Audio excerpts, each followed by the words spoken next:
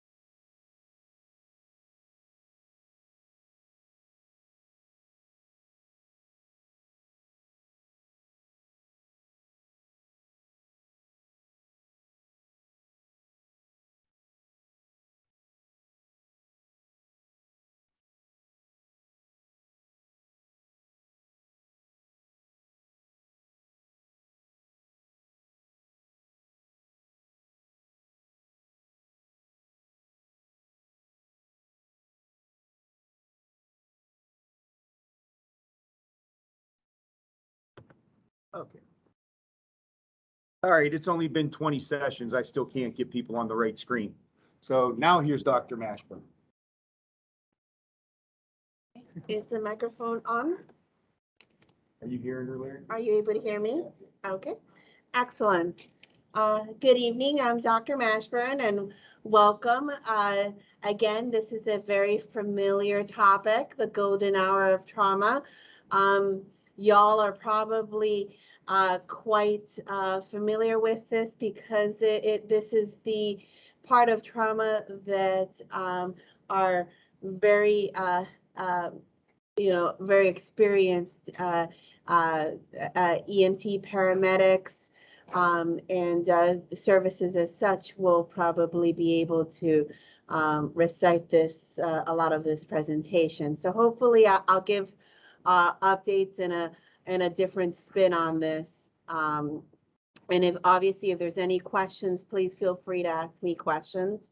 I love to try to answer questions. And if I don't know something, because obviously I don't know everything, I will admit that. Okay, and we'll probably go through it together.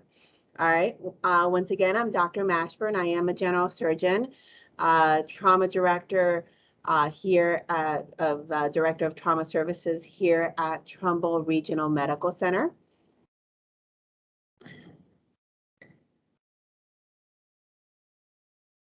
Objectives I'd like to meet at this point in time would be definitions, history, shock and causes of death and trauma, overview of ATLS, and spots where death can be prevented. It's mostly a review again for many people. And again, I've received no financial gains from this presentation. What is the golden hour of trauma? You've heard this before. This has been thrown around. It refers to that period of time Not necessarily a 60-minute time frame, but it's a period of time following a traumatic injury during which there is the highest likelihood that prompt medical and surgical treatment will prevent a patient's death. Plus or minus 60 minutes. The important part here is rapid intervention. And this is where all of y'all come into place.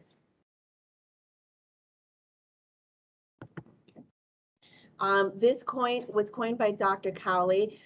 He's known as the father of trauma medicine, military surgeon in Baltimore shock trauma. Started off as a 4-bed trauma center in the area and in Baltimore, which obviously grew to be probably one of the best places for shock trauma in the United States. So there is a trimodal distribution of this. So there are those that are considered immediate deaths, or those are the deaths that occur within the first minutes. About 50% of those are going to be your immediate deaths. Those are, and I'll give some examples of this, but this is just things that are life-threatening. You know, a ruptured aorta in which, you know, there is nothing really you can do about this. I'll go a little bit further in detail, but these patients are dead on the scene. You come in, by the time you get there, they're mostly dead on the scene. The key one here that that we try to emphasize is the 30 to 35% of the cases that you'll see deaths will occur within hours, and this is the ones that we would like to prevent. And 15 to 20% occurs within, or the late, or within days to weeks. These are the ones that usually are in the hospital, ICU deaths. We can actually influence these with early treatment as well, and you'll see some of this as I present this along, okay? So the immediate deaths, like a complete transection of a spinal cord, some of these spinal cord injuries, especially when it comes up to the cervical. If you take a look at here, this is almost basically, this would be a cervical complete transaction, complete pinch. Obviously, this patient did make it. This is not an immediate death because this patient did make it to an MRI, but the higher it is on the cervical spine, the greater the chance you have of immediate death. Severe brain injuries, obviously like gunshot wound to the head. Many a times, I'm sure y'all have come about that, you know, a gunshot wound to the head can last for a little bit, depending on what the age would be, but many a times they may not make it past a few minutes. Injury to any great vessels. The key here is prevention of injury. So this is where, at this point in time, this is where we institute measures to say, hey, let's use seat belts if you're in a car. Let's do airbags. This is where we go out into the community and say, this is what we want to prevent these kind of injuries where you'd run into these immediate deaths. The early deaths. These are the thoracic traumas, the liver and spleen injuries, pelvic fractures. This is the key. If you're looking at this here, I'm not sure if you can see my pointer going on. Can you guys see my pointer? Yes. Okay, so if you're looking here, you could have a liver laceration. You could see the liver laceration. You can see fluid. This is on a CT scan. Liver laceration. You could see fluid around it, and the type of this fluid is blood. So basically, this is grade 5, in which you've got a major laceration to the liver, and you've got blood around the liver. This is a patient on the trauma bay, okay, a 45-year-old male in our trauma bay after being appropriately resuscitated and taken to the CT scanner, and that's what we can see on the CT scan, okay? This is where we are able to intervene in our patients and prevent death. Pointer, looking for my pointer. Ah, there it is. Okay. And then obviously late deaths, this is where our ICU patients and our hospitalized patients, sepsis, multi-system organ failure, many of the times by giving early antibiotics on patients, and I know the protocol, we have a protocol that we have revamped, well actually Matt has revamped with Larry, and which is an excellent protocol. I was reviewing this earlier today, and it actually gives antibiotics and for amputations, and for many of these traumas, giving antibiotics early can decrease the sepsis picture later on in the late deaths. So kudos to you guys. Thank you. I saw that.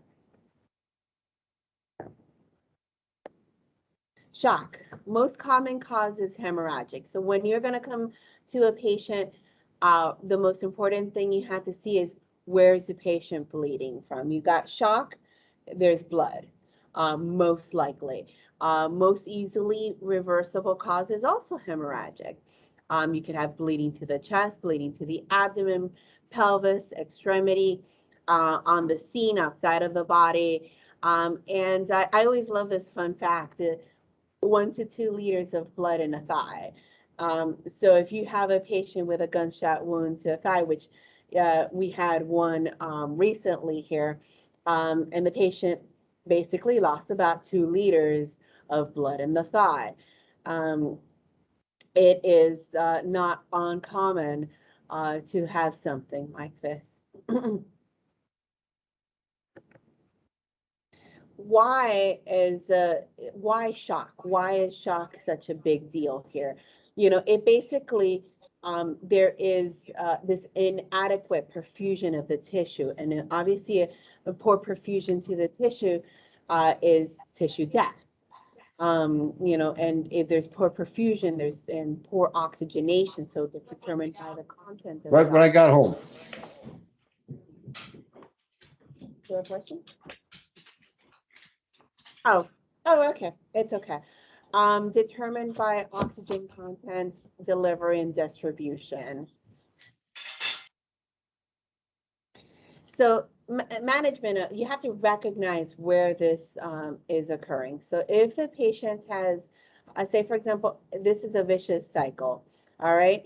So leading hypotension would lead to systemic perfusion being decreased, coronary perfusion being decreased. The patient compensates by vasoconstriction. You get becomes ischemic to like a limb or the heart, impaired myocardial infarction, then decreased cardiac output volume, which leads to even further hypotension. So instead of it just being something as in a linear fashion, shock isn't a linear fashion. It's basically a circular drain, circular motion down the drain, basically. This is your patient going down the drain. Think of it as a drain. What should we be doing? This is where ATLS comes into point. Rapid assessment, rapid resuscitation, definitive management, transferring as needed. Remember ATLS, airway, breathing, circulation, disability, exposure, environment. These are all very basic things that we all get taught immediately. Allergies, medications, past medical, surgical, last meal, events surrounding this injury are all key factors here. So ATLS, primary survey, secondary survey, you get a secondary survey head to toe. This is where definitive care and transfer occur. So under a secondary survey, we have life-threatening primary, life-threatening primary and life-threatening secondary, potentially life-threatening.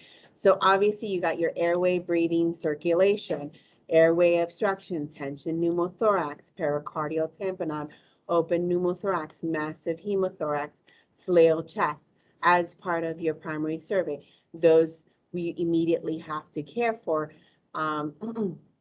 with appropriate therapies.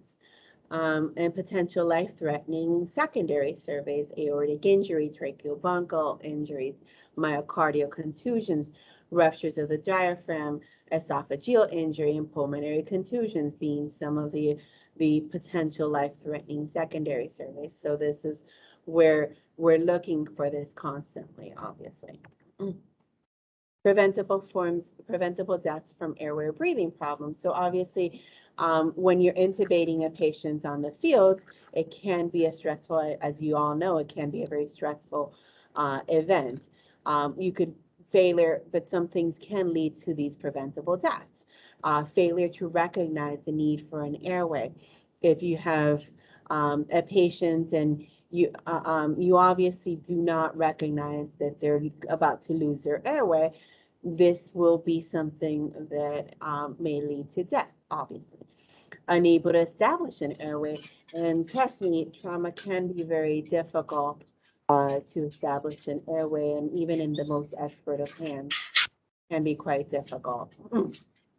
You can have unrecognized misplacements of the breathing tube, displacement and transfer, ventilation aspiration issues, and obviously an anesthesiologist usually at this point in time, so this lecture I've given with anesthesiologists to follow me as part of the airway, breathing, and circulation. So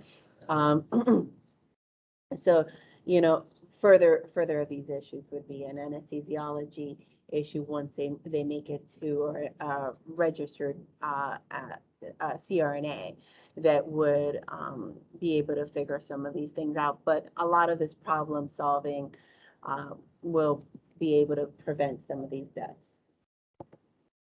Circulation shock management, post-trauma shock, hemorrhagic, again, hemorrhagic. Okay. So types of shock, obstructive, such as attention, pneumothorax, cardiac tamponade. From the obstructive, the easiest one is attention pneumothorax, easiest to correct, and your patient will come back from this. Non-obstructive would be the distributive or non-distributive, and hypovolemic as hemorrhagic, as I said, is the most common. The different classes of shock where the patient can be in. The key here, a lot of the nuances is where when we deal with shock, the difference between class 1 and class 2 is a base deficit, and this is usually that we have obtained an ABG and can see a base deficit change. Honestly, within a class 1 and a class 2, there isn't much of a difference. Our patients may or may not have an elevated heart rate, but definitely for a class 3 elevated heart rate, and class 3 and class 4 elevated heart rate are where you're going to see your patients have the elevated heart rate. So those are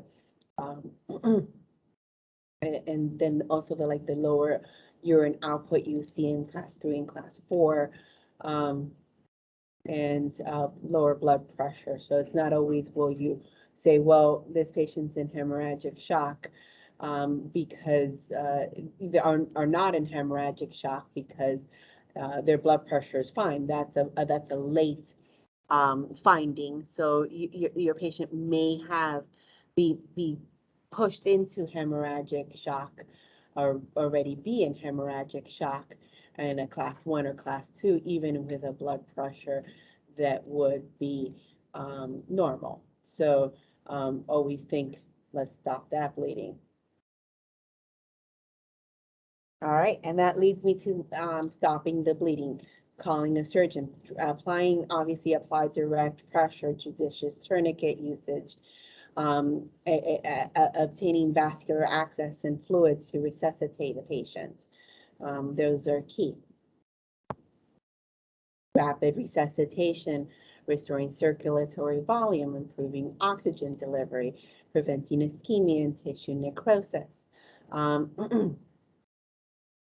And I know the protocol that Matt and Larry had discussed about actually does say about rapid resuscitation, inserting IVs, inserting IOs to the patient accordingly, and resuscitating the patient.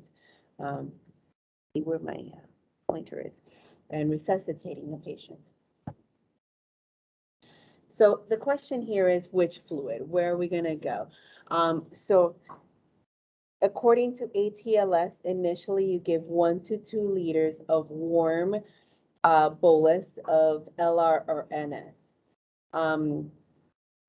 Some of the reasons why they say 1 to 2 liters is it can worsen cerebral edema if you give too much, and can also lead to some compartment syndromes, but those are rare.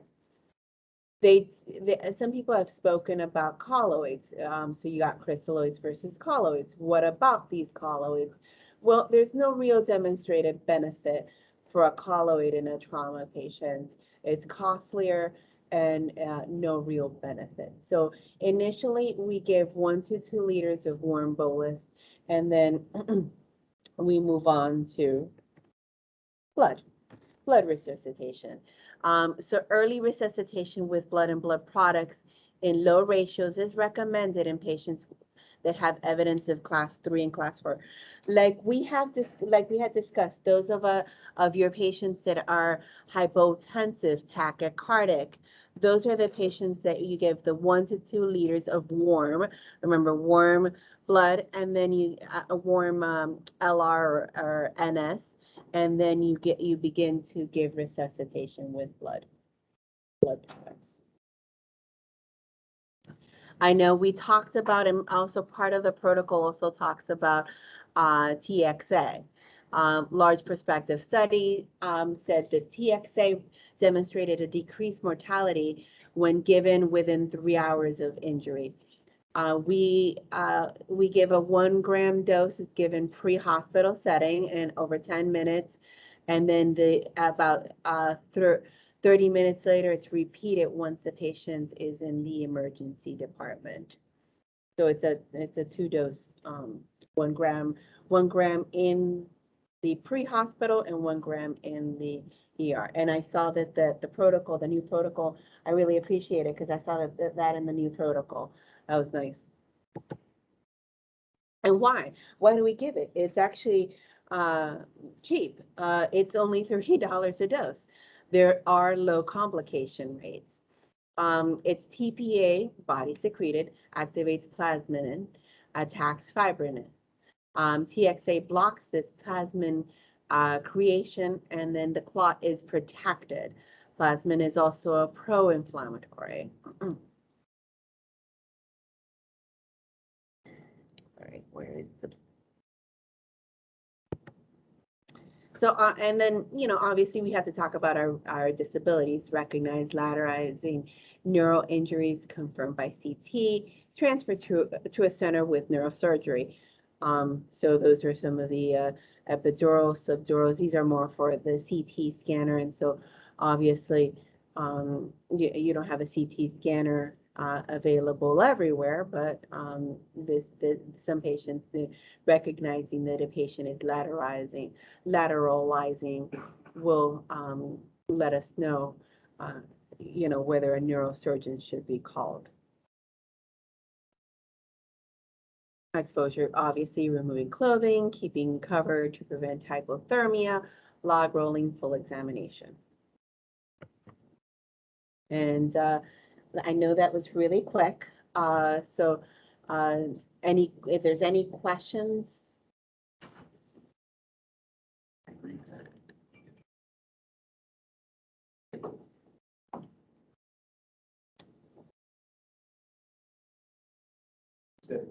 Oh, okay. Huh? What? Like the difference between level 3, level 1, and when is...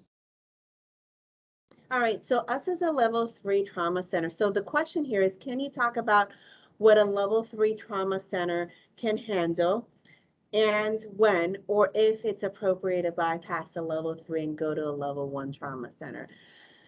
Well, I know we have on the protocol, it says obviously if a patient is unstable, with a lot of hemodynamic instability, you need to get them to a place where you will have to resuscitate this patient more so than in that case, you would take them to a level 3 trauma center first, and then we'll see if we can airlift afterwards to a level 1 trauma center if there's a necessity or the patient can be done.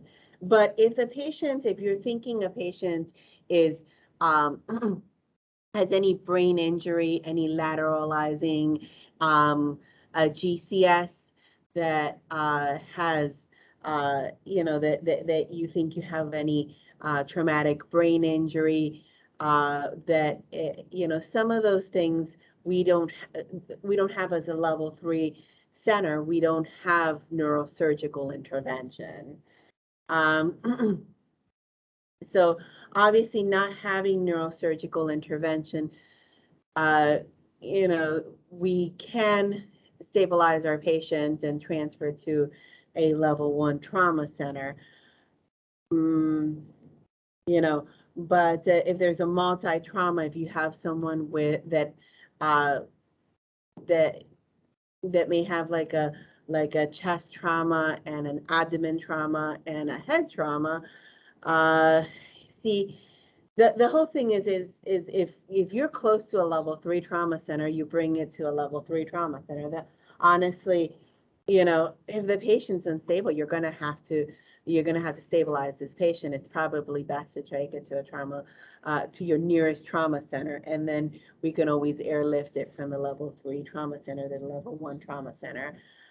If the patient's totally stable, and if it's something that is like, oh, it's an isolated head injury, and you think the patient's lateralizing or some kind of stroke or and the patient's totally stable, yeah, you might be able to bypass a level 3, but I'd be cautious to say that to bypass a level 3 is not always, I have to be very careful with that one, because obviously, if a patient's unstable, it's not a good idea. I think that answers it. Does that answer it? I would say because we can probably be able to give the products here, and we'd be able to stabilize the patient, and it's probably better to bring it to a level 3 trauma center that you're nearby. Any other questions? Are there any other questions out there for Dr. Mashburn? Anybody have any particular cases or something they might want to know about, or questions on a particular treatment or anything?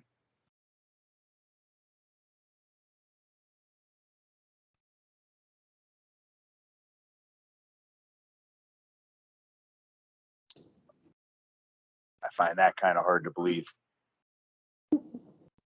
Dr. Mashburn, can you talk on EMS when they give you a rundown, when you're in the trauma bay and EMS brings in a patient, can you tell them how you would like your report to be given to you? And if you've got 30 seconds that you're paying attention to EMS, what do you want to know in all that time? Okay, so I love the whole idea of being told how the scene looked. If you have a picture of the scene, and I've actually had the picture brought up to me, if you have a picture of how bad that scene is, I know how bad this patient's injuries are going to be. I love pictures. If you could snap a picture and show me a picture, I love a picture. But because obviously that's the case. What are some of the surrounding factors? If you know anything about the patient, this is obviously Larry and I, we just realized that we both are from the same town. So if it's like he tells me, oh, this person is from from the same town, and this is where we found this person. And I was like, oh, I might know that street, and I might know that that street is people speed, or I might know that people don't speed in that street. And so like if it's a pedestrian struck at a 25-mile-an-hour street, is not the same as a pedestrian struck at a 60-mile-an-hour street. So where were they struck? What were they doing in the bus for you? What were they doing on the scene? And do you have was there any family members or anything around them? Because that way we might know, hey, there's somebody that, is waiting for this person, is wants to know what's going on to this person. Some of those things. But basically the most important thing is I like a nice rundown. I think one of them, the thing is when I'm there, I love to listen directly, look at the person's eyes and listen directly. And it's a very chaotic, hectic scene, and everybody's talking, and the patient's coming in, and sometimes we just gotta hush everybody, listen to the EMS bringing in the patient. Okay. Yes, you're starting your IV. Yes, you're giving the fluids. Yes, you're doing everything, but hush everybody, and you listen to the EMS, because a lot of these things are very important. One of the things that Trumbull that we're implementing is a 30-second EMS timeout, so that when we bring in either a cardiac arrest or a severe patient to the docs and the team's ready, or to trauma, that we're talking to the administration of the department, say 30 seconds, you and the doc go, and literally just say everything you need to say that's important, and that way everybody catches on, so you don't have to repeat. And then also we have the ability of, with triage, we can send with our trauma report, we can send a picture of the scene right to you, and all the trauma surgeons on call will get that, as well as the cardiologist as well. And one of the things that Peggy and I were talking about is the different criteria between trauma consult and team. Can you explain to EMS how the trauma services here will listen to EMS if they call for a trauma team based on what their impression of the patient? Because sometimes it's not, EMS is not calling those in the field to other hospitals.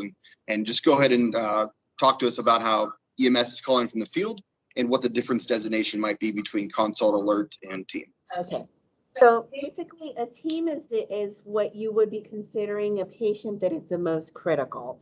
So, and I actually, come to think about it, I have it right in my card. So trauma team would be an injury that has a GCS 9 or less. They're responsive to only pain or unresponsive. Their blood pressure being systolic less than 90, or in a child, it would be less than 60 for less than a year. And then systolic blood pressures less than 70 plus 2 times their age for 1 to 10 years old, and less than 90 for anybody over the age of 10. If they're respiratory compromised, any respiratory insufficiency, any need for airway support. If you have an adult whose respiratory rate is less than 10, or a respiratory rate greater than 29, a child whose respiratory rate is less than 20. Obviously, I'm talking about the trauma team. These are the very critical patients. Penetrating injury to the head, neck, chest, back, flank, any part of the torso, anything. In other words, anything more proximal to the elbow. So if you got anything more distally to the elbow, that you could be between a team or an alert, because many a times the greater vessels are not present into anything more distal to the elbow or more distal to the knee. Okay, but obviously if those compartments are getting tense, or the fluid is filling up in those compartments, like say for example shots of the leg, but that it's getting tense, it's actively bleeding, patients' pulses are being lost to that area, you check them and you're like, oh, the pulses are, you might want to consider upgrading it, but that's at that point, that's a discretion. But definitely if it's a hit to the thigh and, gunshot wound to the thigh and, the leg is very bruised up and, starting to get bigger, that's a vascular injury. And so that's definitely a trauma team. If you had to use any blood products or, or trauma with a CPR, any depressed or open skull fractures, any paralysis, spinal cord injury suspect, any flail chest, unstable pelvic fractures, these are considered trauma teams too. Amputation proximal to the wrist or ankle, crushed or degloving injuries, mangled, penetrating wounds to the extremity involving, like I said, the vascular injury, any tourniquets in place. If you have someone coming in with a tourniquet, an expanding hematoma, a tense compartment, obviously you want to have a trauma surgeon called in immediately. What happens in a trauma team, the trauma surgeon has 30 minutes to get here. So you call a trauma team, and I'm here within 30 minutes. Most of the times it's exactly 17 to 21 minutes I'm here, or anybody else that's on call. If you are thinking that there is an intra-abdominal injury, if you think that somebody has a seatbelt sign, if you thought that someone has a seatbelt sign and the mechanism of action of an injury fits, you've got someone that was going seatbelt sign and going at 80 miles an hour, and then all of a sudden had a stop with a with a post, then that person, you might want to call that a trauma team. And obviously there's always that discretion of the ED physician, nurse, EMS discretion. Anybody can call a trauma team depending on the deterioration of this patient.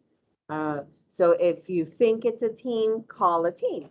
Obviously, if you think it's an alert as opposed to a consult, an alert would be, if you have any traumatic injury and the GCS is like 14, 15, maybe 13, plus or minus a fall greater than 20 feet for an adult, you're like,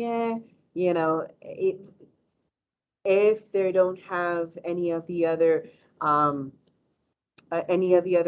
signs for a trauma team, then obviously you would call it a trauma alert. If you have a high risk, a rollover vehicle, any intrusion, positive seatbelt sign is a trauma alert. But if you thought a positive seatbelt sign in a patient that's hemodynamically unstable, then that's a team, So obviously an alert would be if you just have a positive seatbelt sign and they have a little bit of some abdominal pain, but if you're hypotensive, then you call it a team. Those are some of the things that, you're using your, obviously you're going to be using your brain for this, obviously. Any pedestrian strike is definitely considered at least an alert, and if they're hemodynamically unstable, if they're having a compartment type syndrome, a compartment syndrome, all those kind of things, then you're definitely going to be calling it a team. Any acceleration, deceleration events, those are at least an alert, and burns are at least an alert. Drowning, hanging, hypothermia is at least an alert. Any pregnant traumas greater than 20 weeks with significant falls, assaults, motor vehicle accidents, those are at least an alert because many a times we have to be there, and here we do not have OB. So if you bring a patient here, we'll assess the patient and transfer out. But we have to stabilize because obviously what's the most common cause of fetal demise is maternal demise. So if you have to start treating them as just the patient themselves, so that we can be able to transfer them out. Obviously, if there's no suspected vascular injury, if you have a penetrating injury, no suspected vascular, very superficial, sometimes you can call it at least an alert. But, okay, so does that basically, and then a consult is, I know our last one is a consult, and a consult many times is, well, we're not quite sure, this patient looks really good. You brought them in, they look really good, and usually the consult is called by the ER physician, and after their assessment, and so obviously that's not really that big of a deal. May I say something? Yeah. Can you guys hear me? This is Peggy. I'm the trauma coordinator here at Trumbull. And I just wanted to back up what Dr. Mashburn was saying as far as activating a trauma in the field. We encourage you to do that. I don't know how the response is from other facilities, but our physicians and nurses are aware that we empower you to do that. Because the sooner that you activate that trauma, the sooner we can have Dr. Mashburn here, any of our other trauma surgeons here. If you activate that 15 minutes prior to the patient's arrival, that gets the doctor here faster. So we trust and empower you. We trust your guys' judgment, and we empower you to activate those traumas. Nobody here will argue with you. They should not argue with you about that. And we will run it. We don't downgrade. When you come in and say you have a team, we're running it as a team. If you come in and say you have an alert, we're running it as an alert. We will not downgrade it until we're sure that that patient is safe, and it's all because, again, of that golden hour of trauma. That's the whole point of that. So, if you guys have any issues or any concerns, please feel free to reach out to me. You can get hold of me through Matt, and I'll be happy to help or answer any questions. But we just really thank you guys for all your hard work and everything that you do for our patients. Thank you. A couple other points. That's one of the reasons why when we do our time analysis and everything that we encourage you calling early on all of the big things, especially traumas, STEMIs, strokes. We want the earlier the call, the better we are, or the better off we are. Additionally, they were talking, Dr. Mashburn was talking about having pictures of a trauma, and I don't want to say the wrong company. It was either EMT or MedStar yesterday sent in a triage that was amazingly well documented with pictures of the car from all angles, pictures of the interior, pictures of the steering wheel and the damage there. And that really is helpful, and it will go to be part of the permanent record and will drive the patient's care. So the more involved you are, the better off your patient is. So we appreciate that when you give us an early warning like that. It looks like I have a question from Connor O'Halloran. You out there, Connor? Yeah, thanks. Great presentation. And I apologize if this got brought up, but I do want to, on a side note, it is so warm to hear how receptive you guys are to field reports. Sometimes I think that gets lost with other facilities. But my question is, I think as an industry, we are doing a fairly less than desirable job with hypothermia. And I wanted your stance on fluid warmers in the ambulance. Maybe it's something I'm not seeing, but it just seems like we're giving a really cold, a really acidic fluid to these drastically unstable traumas. Yeah, I usually I love LR. You could use LR or NS depending on, but I love a good LR. It's actually been proven to be better, and I like a good warm. So if we can have a warm patient, you have a better chance, because obviously, in order to clot, you require the clotting factors to be able to work the best is during the temperature, body temperature. If it's too cold, your clotting factors are not going to work. So so warm, that's why when I emphasized LR or NS, I like LR, but when I emphasize LR, I emphasize warm fluids, and I emphasize 1 to 2 liters, and usually by 1 to 2 liters, you guys are usually brought them into the ER. So by at least by 1 liter, you've already brought them into the ER, and we'll finish it up off with the. We have rapid infusers here that are warmed, and so we can warm the other liter or warm up the blood, and we can give the blood immediately. The campaign has been pushed more, instead of giving crystalloids, to give the blood products, instead of giving LRNS, so much. That's just your first is obviously LR because it's easy, it's readily available. If you can warm it, that would be great. If we can carry a warmer in the bus, that would be awesome. And some of them do. You guys do.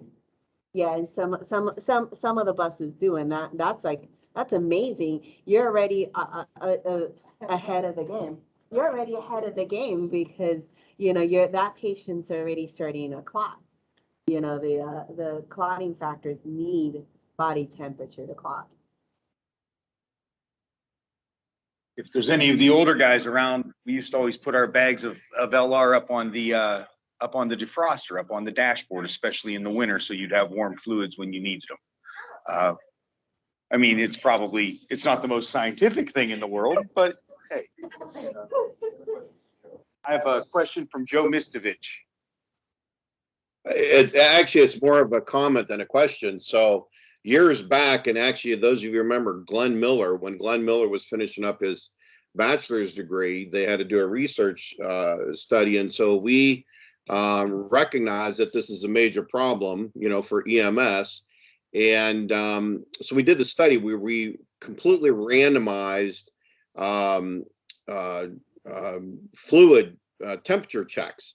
Glenn would go hang out at the emergency departments, and when an ambulance would roll up, he would say, okay, give me a bag out of your compartment, give me a bag out of your jump kit, and we would replace them. But then he would take an electric digital probe thermometer and he would test the temperatures in the fluids that these people are actually carrying actively. And then he would randomly go to the stations. Some stations he would show up at 2 in the morning and he would randomly test the fluids. And we did this throughout the month of January and February. We figured our 2 coldest months. And if I recall correctly, the average fluid temperature in the ambulance and carried in the kits was 55 degrees Fahrenheit. And I know that we never got fluids above the low 60s. Even the fluids that were carried in the ambulance, you think it'd be a lot warmer. So, the point that Connor brings up is a very valid point, especially if they're going to be infusing a larger amount of fluids. These fluids in Northeast Ohio, in this area of Ohio, in the wintertime, they are cold fluids. So, to your point of the, coagulopathies and so forth. So, and Matt, yeah, I do, do remember that. And that was, in an attempt to maybe raise the fluid by 5 degrees or something, but still these fluids that are being carried by these EMS squads, even when it sits in the bay and you think like, well, our bay's at 68 degrees, you got to think that fluid at best is at 68 degrees. Now you're infusing 68 degree fluid. So yeah, I agree with Connor. It's a real issue, and hopefully the warmers will catch on here more so than what they already have. So thank you. Yes, thank you.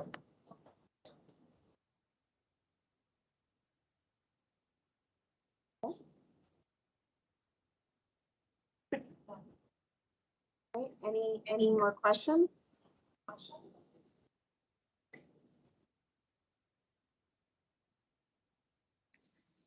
Somebody put it in the chat. Please, no sauna water. Yeah, exactly. Yeah. Huh? What? The question said with the dashboard, Yeah. warming the up with the dashboard and roster, how warm are we actually monitor? Yeah, obviously, what kind of warmer? The question is, I don't think I've ever seen a warmer on the bus.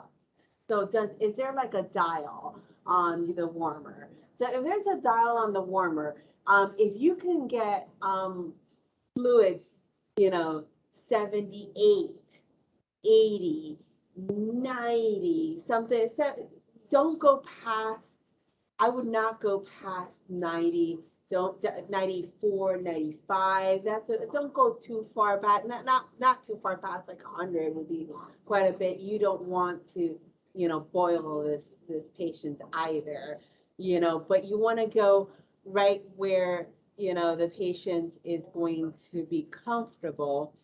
You know, where the coagulation factors, I believe, work best at, you know, body temperature. You know, obviously that's 98.6. I would not go back past 100 really, because then that would basically be the same as having a fever. You know, if the patient's having a fever, that's not a good idea either. Yeah.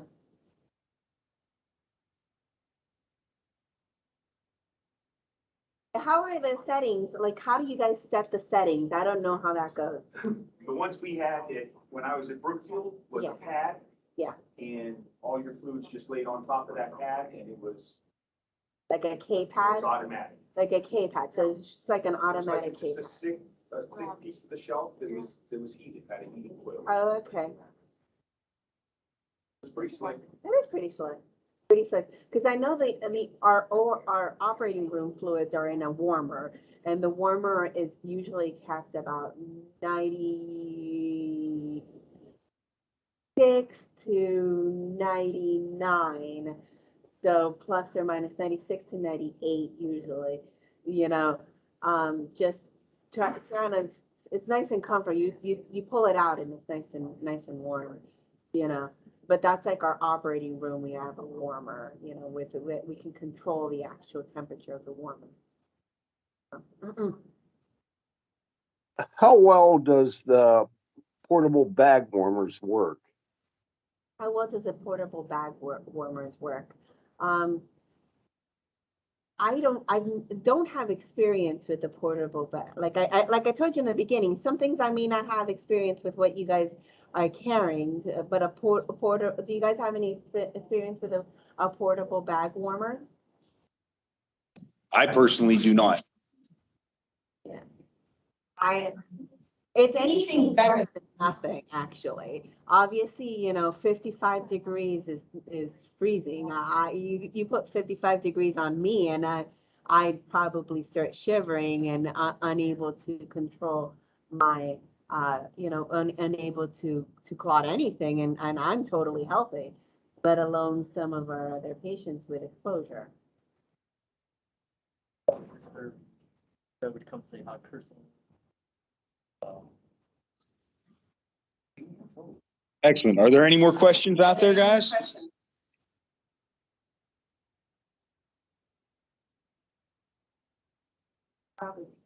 Anything else before we take a break?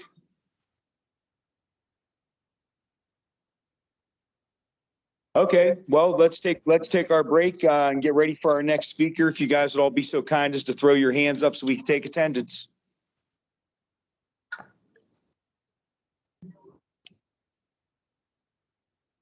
Thank you, Dr. Mashburn. Yeah,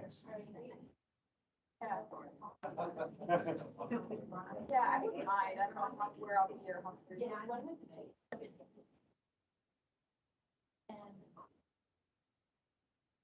Who's planning on being next?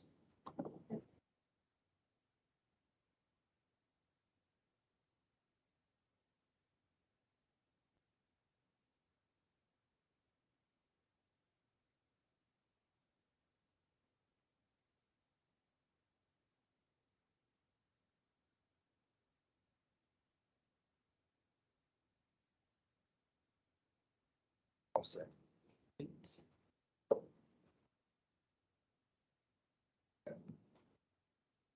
Good evening, everybody. My name is Chris. I am one of the third-year general surgery residents here at Trumbull.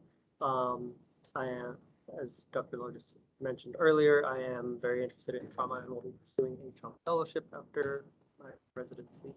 So today I'm going to be talking to you guys about pediatric trauma, kind of the nuances that differentiate between it and regular adult trauma. Things to look out for, and different types of management. So the big problem is that trauma is still the leading cause of death and disability in childhood. There are more than 10,000 deaths per year in the US in children, and 1 in 6 children require emergency department care because of trauma.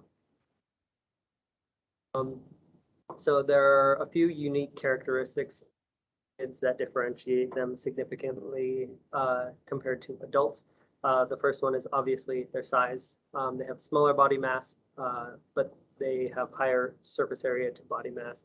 And so having the smaller body mass causes them to have greater force applied per unit of their body area.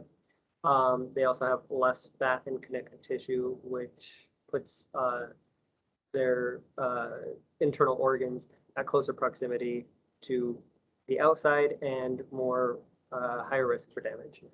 And also the higher surface area to body mass ratio kind of causes them to lose heat at a greater rate. And so they are very susceptible to hypothermia. One of the other unique characteristics is their skeletons. So kids' skeletons are less calcified and therefore more flexible. So because they have multiple active growth centers, you also have to be more diligent in working up fractures, because fractures through the growth centers can affect their entire life, can cause distortions in their bone growth and things like that. Kids are also, well, less likely to have bone fractures, even if they have internal organ damage. And we'll talk a little bit about that later. Then you also have to deal with the fact that you are treating children. So kids already in a stressful environment dealing with the trauma are probably not going to be the most cooperative. They're probably screaming and crying and inconsolable. And you have to deal with that stress of the kid, but then you also have to deal with the stress of the family, the parents who are watching you take care of their children and loved ones. And so all of that kind of builds together.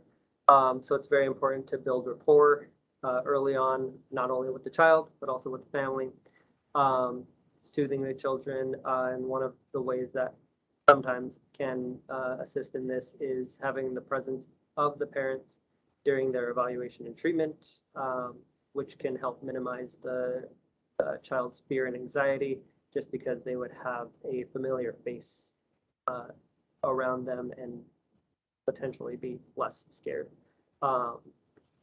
And trauma can also cause significant long-term effects psychologically for both the child and the family. A lot of kids who experience trauma end up with PTSD. So airway management in kids, inability to establish or maintain a patent airway is the most common cause of cardiac arrest in children. It's more difficult to establish an airway in children than it is in adults, because they have disproportionate size between their cranium and their midface. Big heads, small midface, so small oropharynx and nasopharynx. And that can lead to pharynx buckling posteriorly, and so it's hard to visualize the vocal cords. They also have larger soft tissues such as the tongue, and so that also is causing more obstruction to their vocal cords. When establishing airways in kids, you only do oral airways if the child is unconscious. Never insert an OP or an oropharyngeal airway. You don't do these the way that you do in adults, which you hook it backwards and then rotate it 180 degrees. You have to insert these straight on, follow the curve of their mouth, because of their development of their soft palate can cause injury and hemorrhage to those. Using the tongue blade can facilitate insertion. Next step in oral airways are endotracheal intubation, which is obviously our most reliable means of establishing an airway.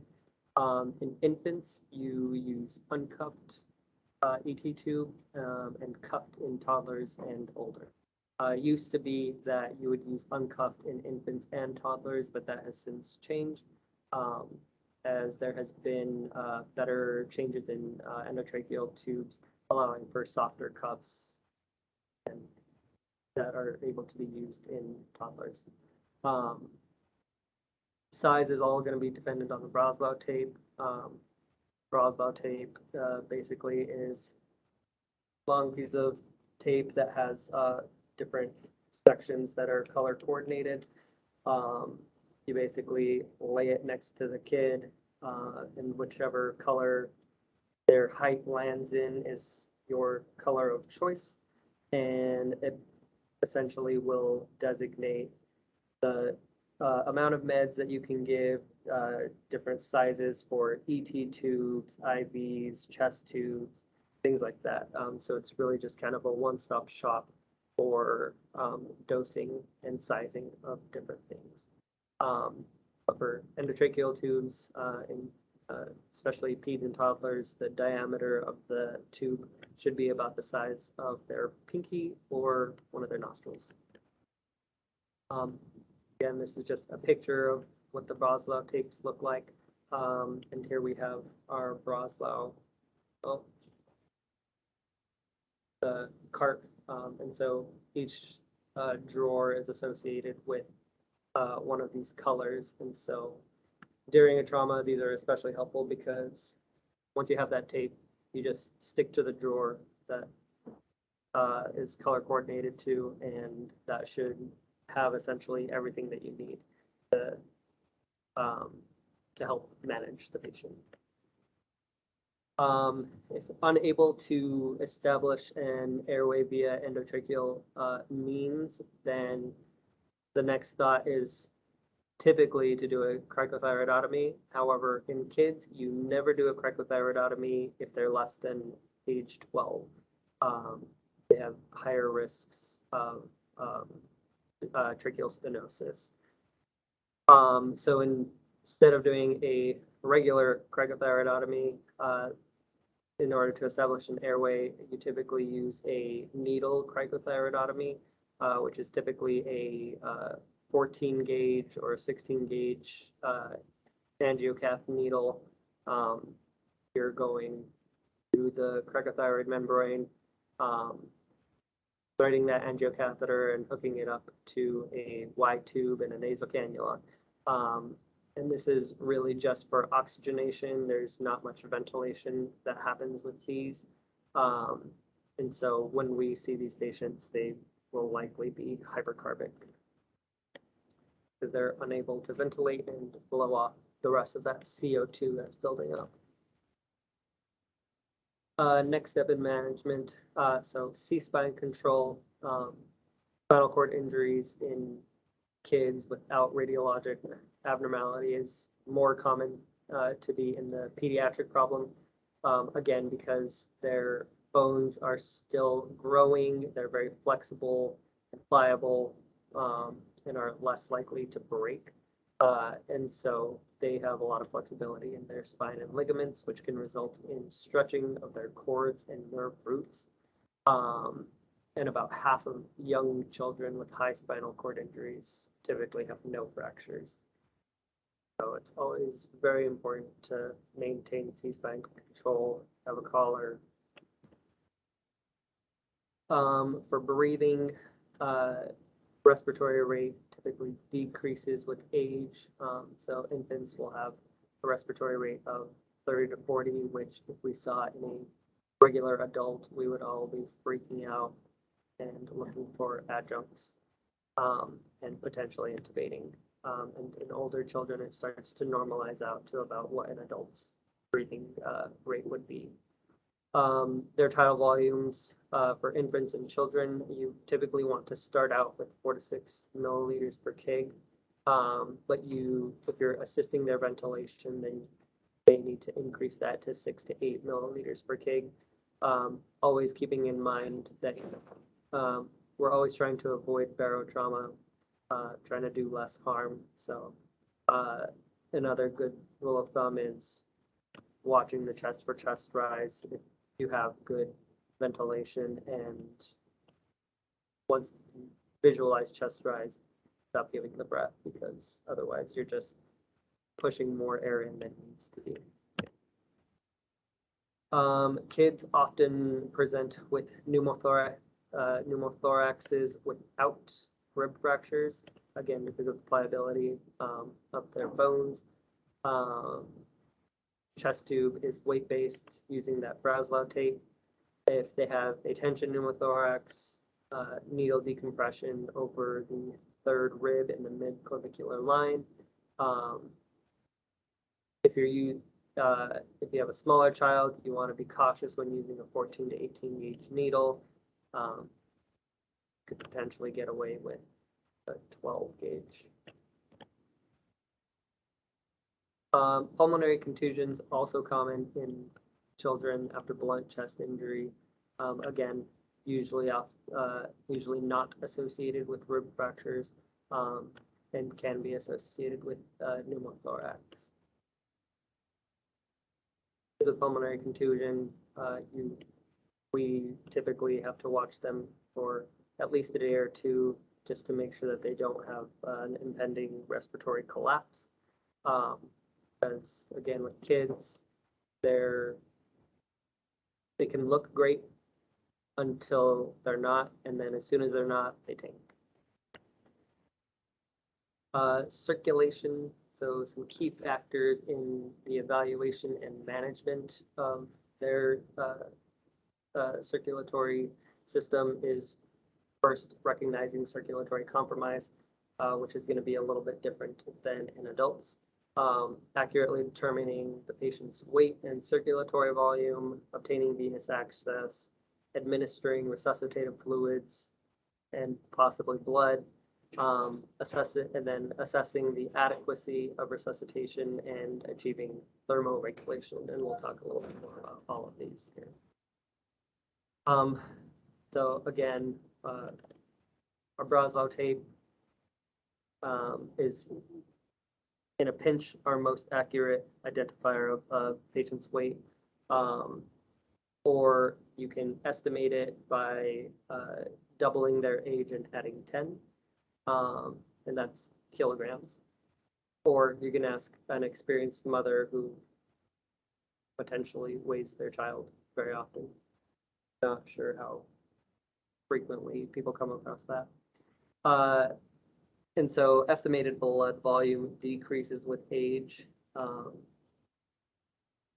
And then for fluid boluses, you're going to give 20 cc's per kilogram of crystalloid.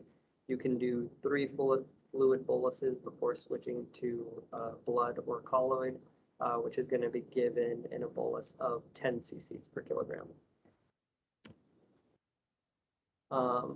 Again, one of the tough things about peds and dealing with their traumas is that their normal vital signs are constantly changing from the time they're born to the time they're teenagers. So typically have higher resting respiratory rate, heart rate, lower blood pressure, and then those all start to normalize as they increase in age.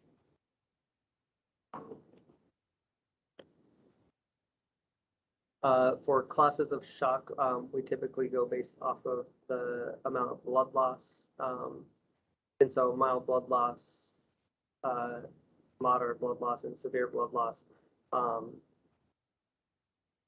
In mild blood loss, they might have an increased heart rate, so some tachycardia, weak thready pulses, but typically they're going to have normal blood pressures, normal pulse pressures.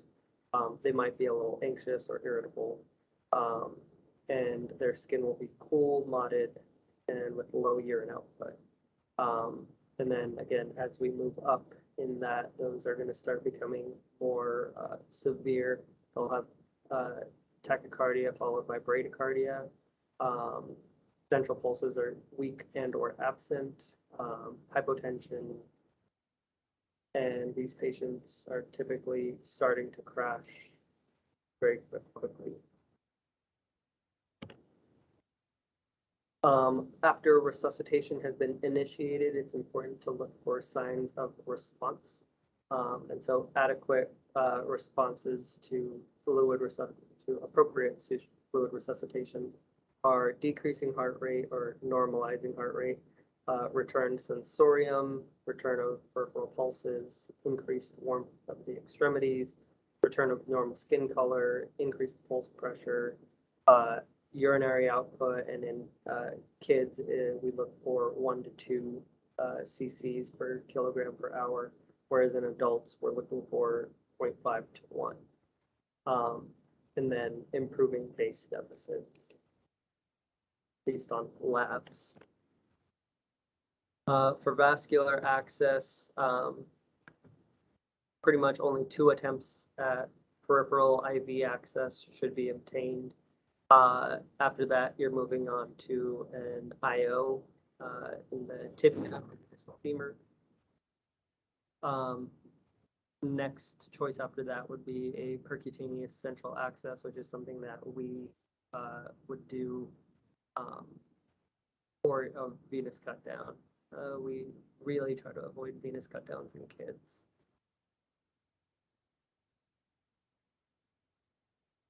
This is just a nice little algorithm for fluid resuscitation based on ATLS. So start with your 20 cc's per kg of crystalloid fluid. Repeat it 1 to 2 times. If their vital signs normalized, then you just continue to evaluate them and either observe or operate based on imaging findings.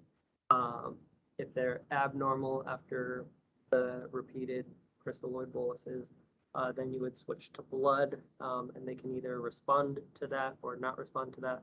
If they do respond to that, then we will typically try to just observe them, or specifically for here being a level 3, transfer them to a level 1 trauma center that has pediatric capabilities.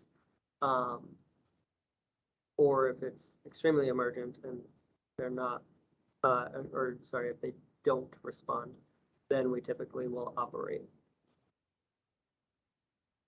This is just a table talking about the GCS in kids. It differs based on varying ages, just because, of course, we can't really get a good verbal response from a 1-year-old. So. Thermoregulation, extremely important in kids. Really got to keep them warm. In trauma centers, the trauma bays should be warmed.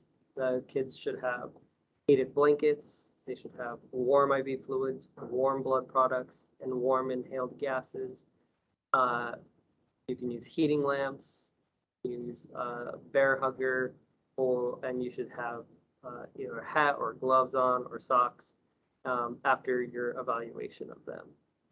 Because kids, again, with the high surface area to body mass ratio, are at high risk of losing a lot of heat very quickly, and it's typically through their head and feet. For chest trauma, 8% of injuries typically involve the chest, and it can serve as a marker for other organ system injuries, just because, like I had mentioned earlier, you can have some pretty severe internal organ damage without any sort of external signs of trauma, specifically like bone fractures or anything like that. The vast majority of chest trauma in kids is due to blunt mechanisms, aka vehicle accidents or falls. They're more susceptible to tension pneumothoraces because of the mobility of their chest structures, their internal organs. Uncommon injuries seen in kids are diaphragmatic rupture, aortic transection, major tracheobronchial tears, flail chest, cardiac contusions.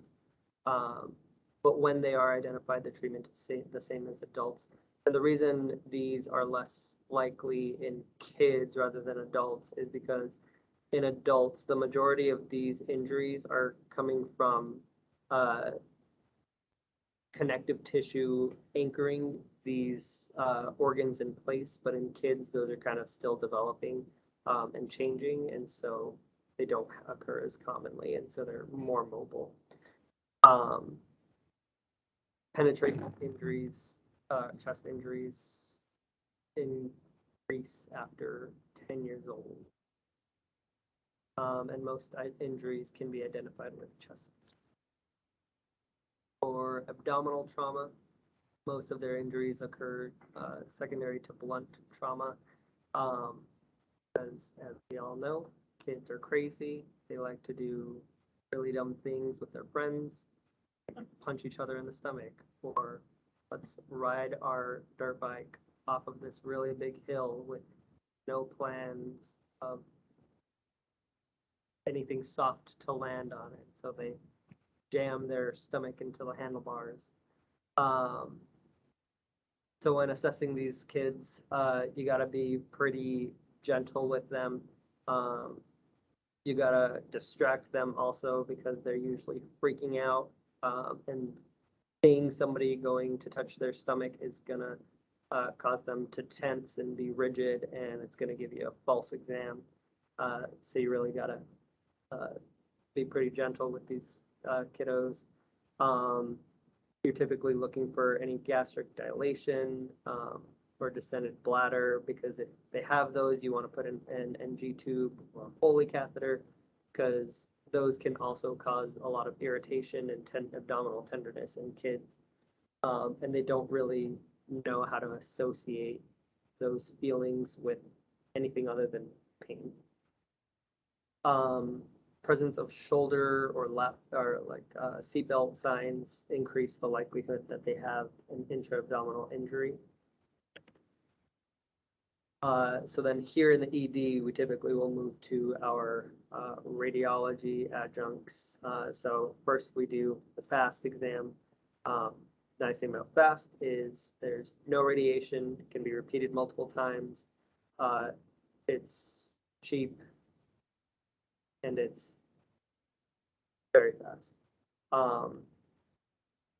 Typically, even if they have a negative FAST, then those are the kids that you're more likely to just observe without having to do full CT scans. But if they have a positive FAST, then you're absolutely getting a scan. Radiation damned. You typically want to keep the radiation low, though, if you're getting a CT scan, and you want to get them with IV contrast.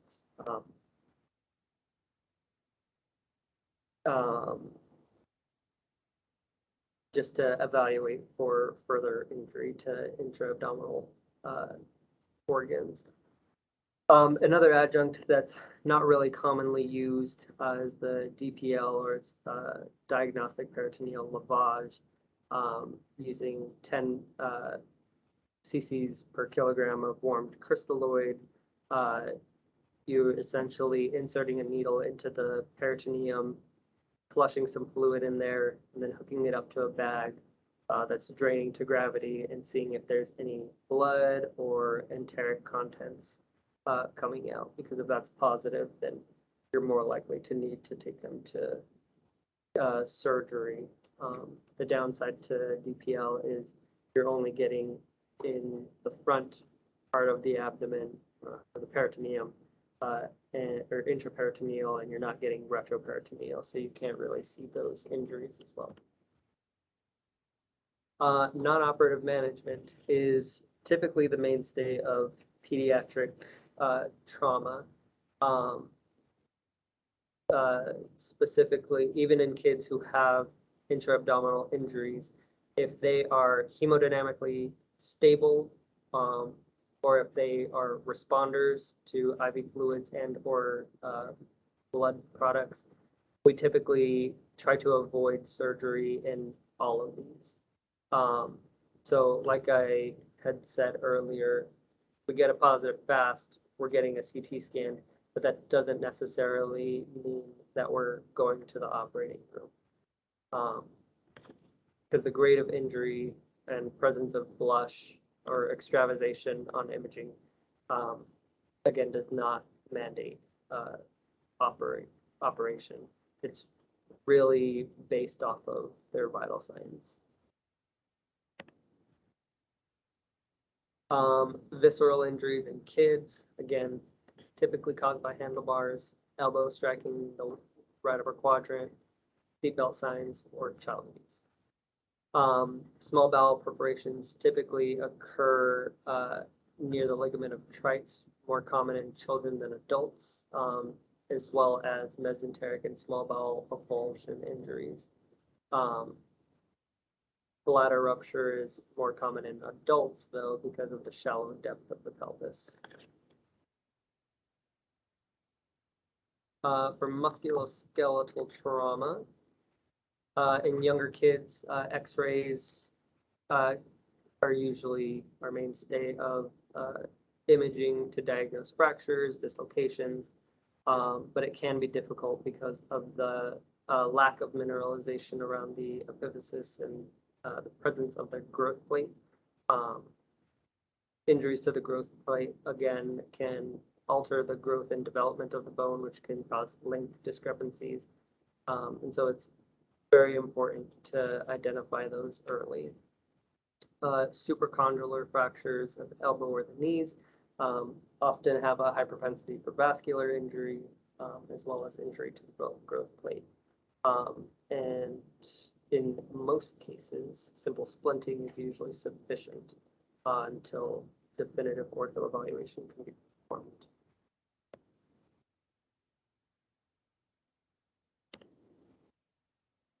And then stuff that nobody ever likes to talk about or hear about or see, the non-accidental trauma.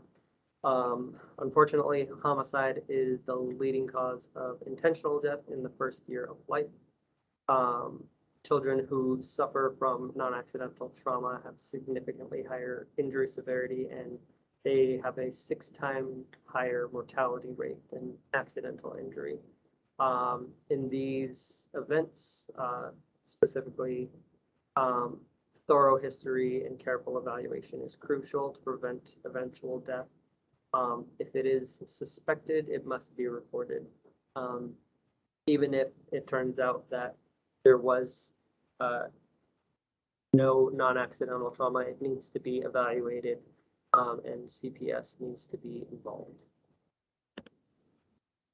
So for physical exam, typical findings are going to be bruises in different stages of healing in multiple locations, especially in areas that are not typically bruised in kids. So like for infants, you would expect bruising on their wrists, knees, because they're crawling around, but you wouldn't expect bruising on their back or their head. You can expect some bruising on their bottom just because they're starting to walk and falling a lot on their butt. Whereas in like toddlers and older kids, you wouldn't expect like hand or knee bruises. You wouldn't expect like back of the thigh bruise, especially if they have multiple falling at different stages. Perioral injuries, genital or perianal injuries should quickly raise a red flag.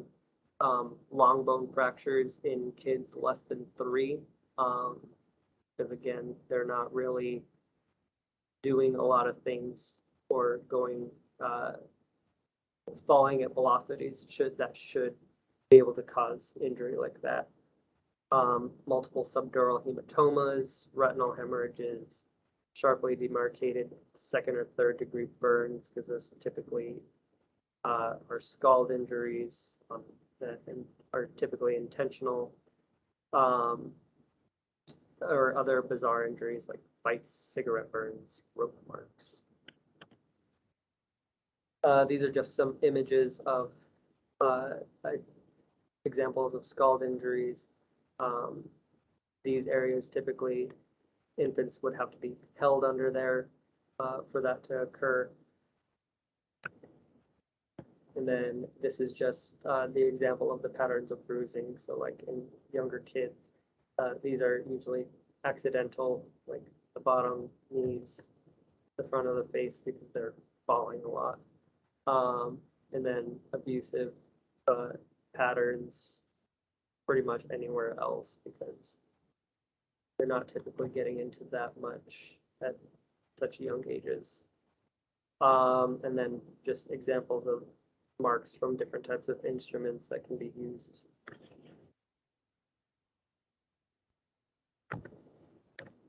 So again, just kind of in summary for non-accidental trauma, if it even crosses your mind, report it to somebody. We are mandatory reporters. So in summary, ATLS principles in kids are essentially the same as as for adults. Airway, breathing, circulation, every patient, every time. Children's physiology is different throughout their development, and as they age, they start kind of normalizing to what adults' physiology is. Special equipment for resuscitation should be available in color-coded carts for immediate access, which is our Broslow tapes. Inclusion of family during resuscitation is often necessary for both the child and the family's mental status and well-being. And it's usually very important to debrief after these cases because while we're all fairly used to adult trauma, pediatric trauma is often very, very emotionally taxing.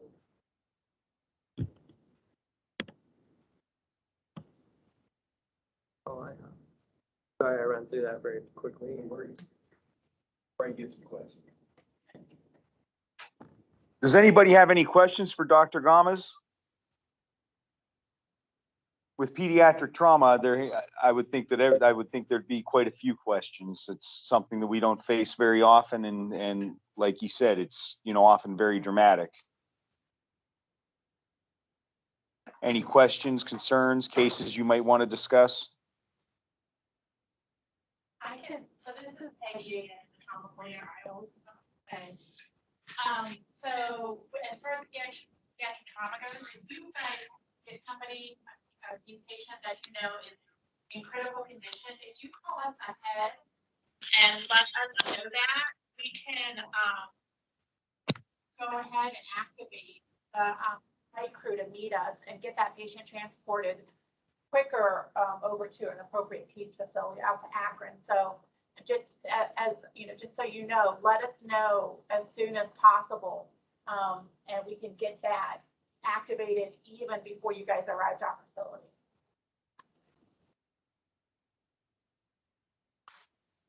And that's very true, and that's all part of that. We listen to what EMS has to say, and if you call a trauma alert, you're going to get a trauma alert. If you call a trauma team, you're going to get a trauma team.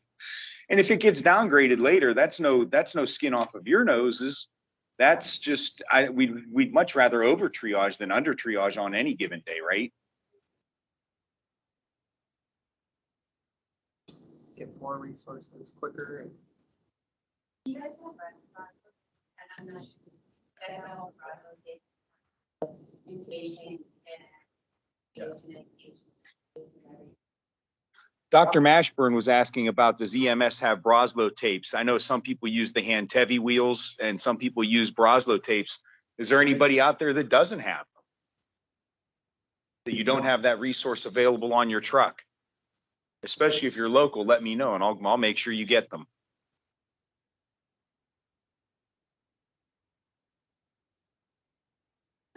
Nothing worse than looking for a Broslow tape when you need one.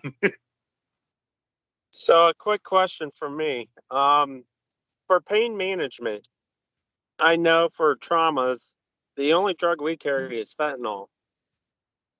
That is typically the only pain med that we have in our box we could give to peds. What would you guys recommend by that? I know protocol's going to be the answer.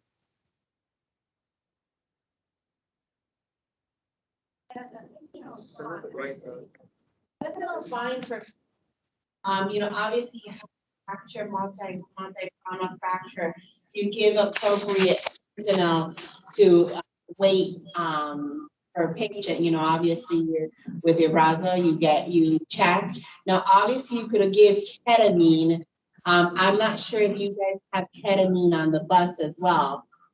We do, you do. The ketamine is like a small child in ketamine, they won't remember what's going on. They'll be in nice la la land. And I've done a good amount of suturing and care of pediatric kids. Care of like 1, 2, 3-year-olds with a little bit of ketamine, and that's all I needed, a staple or suture, and get them going. So, so if you can give a little ketamine, obviously, if they have any airway compromise, be careful with what you're going to give them. Airways I very just know important. And lose an with airway our really quickly. protocol, it was just fentanyl. They said in the protocol, do not give ketamine to peds.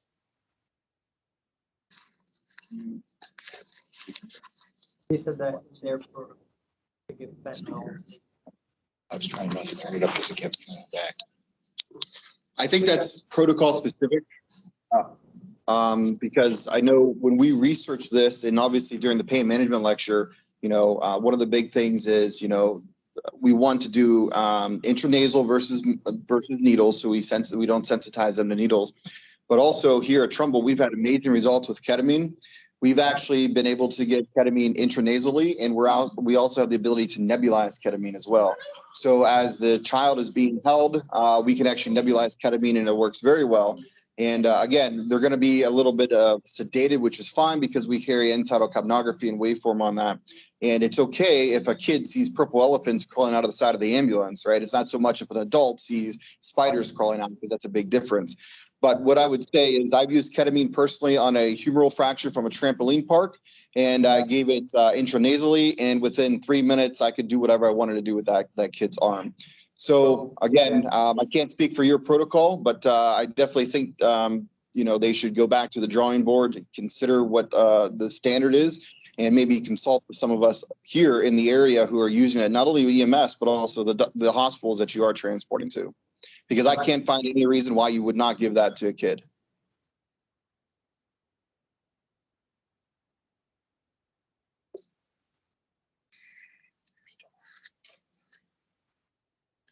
Doc, you had mentioned about the pneumothorax. The third, can you say why that is not mid-axillary, like an anterior axillary line, like an adult, and why you're still going anteriorly? So for patient pneumos, really, I think even for adults, mid-clavicular. We're moving away from that. The newest ATLS has now moved away from the mid-clavicular because on the field, if you're too overly zealous, you can go way too immediately and hit a great vessel. So obviously we're going more teaching ATLS, and especially our over in the field to go anterior axillary line. So where you would put a chest tube now, that's where we're going more towards. And that can happen even for children, but you got to be careful if you are on the left side, obviously you have the heart there. So, if you're going to have to save a life, be careful. Be careful, because you could still get the great vessels, like if you go the mid-clavicular line, you can get the great vessels. And that, unfortunately, that's the way we're moving more towards any form of needle decompression than or catheter decompressions to do the anterior axillary line. With obviously children care because their hearts are bigger.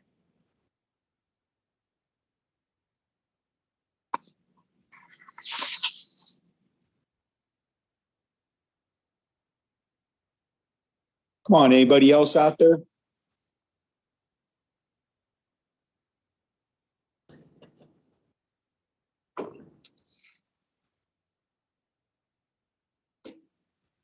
Now, I know everybody's always asking about for education on pediatrics and trauma and everything. You got to have some questions saved up for us.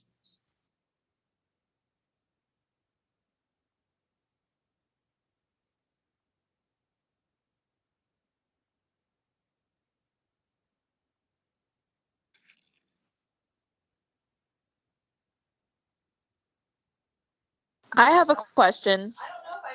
Okay. Hold on. So you had talked about needle decompression for a pneumo with children, and you said to use caution with the 14 gauge angios. Is there a specific, obviously it's going to be size based, but is there a specific we should start with, like an 18 gauge and a needle length? So for gauge, I don't think you should use anything smaller than a 16 gauge. 14 to 16 gauge is probably going to be your safest. The smaller you are, and you can something a little bit bigger as they get older, like 10 to 12.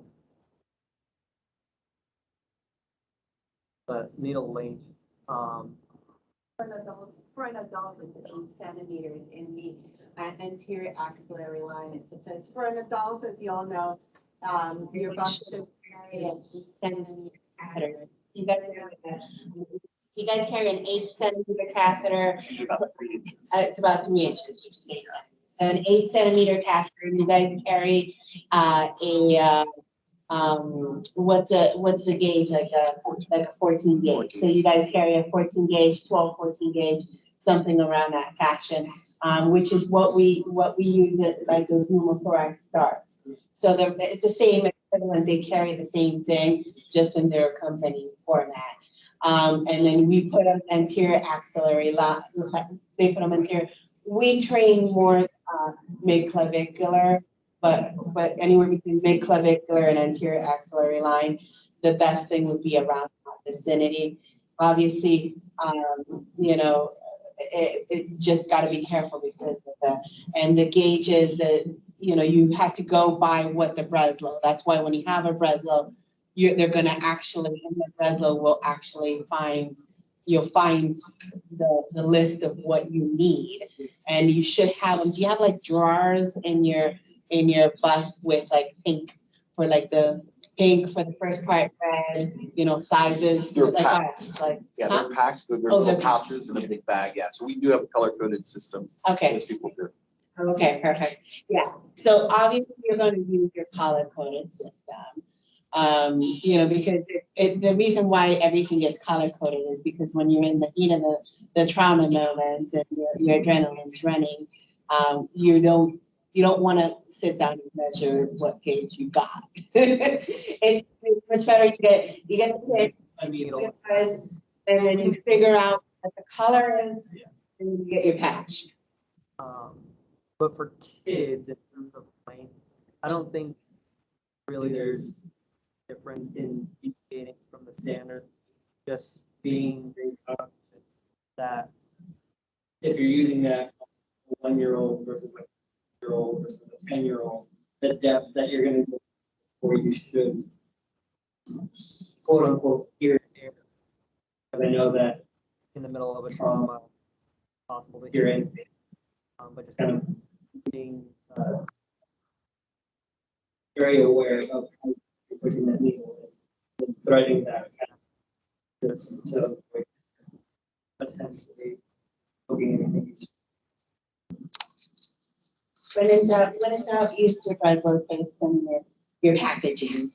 It's rated. Did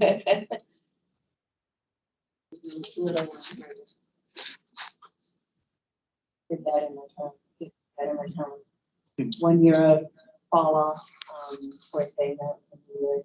They had a 2-story. This little 1-year-old starting to walk, got up on the ledge of the couch, and they used to, before back in the day, they did not have protective railings, and now they do, past the 2nd floor. And the hot summer day, the kid got up on the couch and just went flat forward the couch, and it was right in front of a 2nd story window. So the kid just went right head forward from a 2nd story window. And, you know, by obviously brain trauma, bilateral chest tubes, splenic, overlap, pelvic fracture, or just basically the child did not survive. It was very, very traumatizing. But yeah, despite sometimes your best efforts, one of the hardest things is to see a small child die.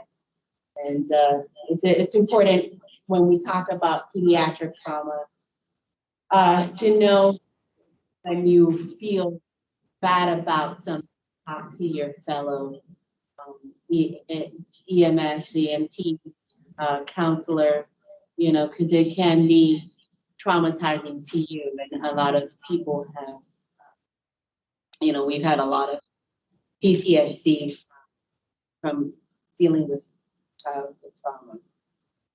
And we can also call it for a situation that you feel that you need it, you can also call it the Mahoney Valley CISM group, the crisis intervention group, and we can do a debriefing. We can do it, hospital staff with us. So just, you know, down to us and get that, because we definitely want to make sure we take care of each other. Yeah, it can be hard. You know, I know we work, many times we work to save the community and we forget that we are human too. And that we can hurt too. And what we see can be very difficult. Hey, Lauren, I found some literature for your question. So for a gray or pink for the Brazo tape, it's saying 1.57 centimeters. So all the way up to a blue, green, and orange 2.45 centimeters. So what the journal article summarized was you can go ahead and use a 14 gauge angiocath. And typically what you would start a typical IV with, less than 1.5 inches, would be suitable for any pediatric less than 13 years old. So a 14 inch and a half catheter should work for everybody in that, because a 1.5 inch is a 3.8 centimeters. So it's more than long enough. Just if you're in a smaller person, maybe use half of that. So that's what I would say. Perfect, Larry. Thank you. Yeah, perfect. Perfect.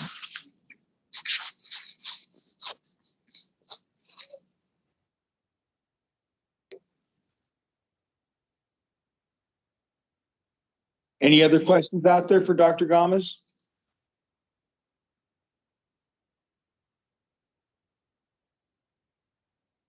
Well, all right. I thank you very much, Dr. Gomez. I appreciate you spending your time and your talents and sharing that with us. And hopefully everybody picks something up from that talk. And if everybody wants to take a little break, throw your hands up so we can take attendance. And we will be back at about 5 to 8.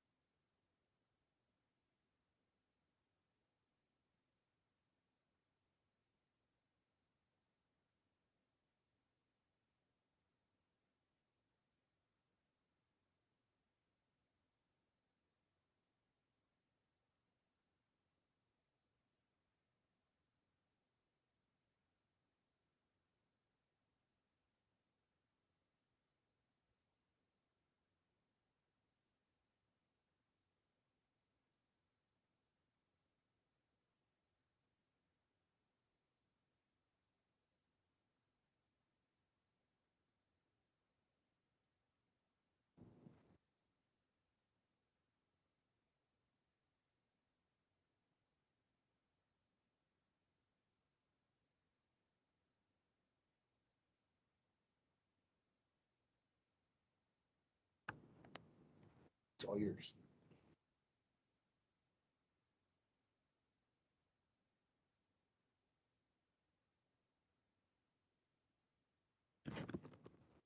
Unmuted. All right. Mike's on everything. Hi, I'm Carla Vaketic. I'm one of the second-year surgery residents here at Trumbull. This is a version of one of our surgical presentations. So there's some material that's sort of focused on the surgery residents. I tried to highlight some things that I think are more applicable to pre-hospital care and sort of the initial evaluation and presentation of head trauma patients. And this is primarily focused on head trauma specifically, not so much spine or other neurotrauma. These are just a few of the things that I was planning to try to cover.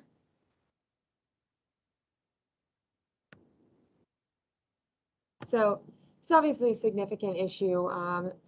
You know, neurotrauma or head trauma can range from concussions, very mild injuries to, you know, devastating neurologic injuries that are not recoverable or are fatal.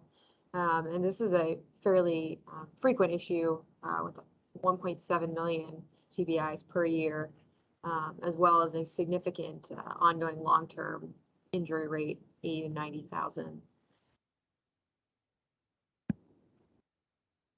And as I mentioned, this, you know, this can run the gamut from concussions to hematomas, fractures, intracranial swelling, very large spectrum of injuries.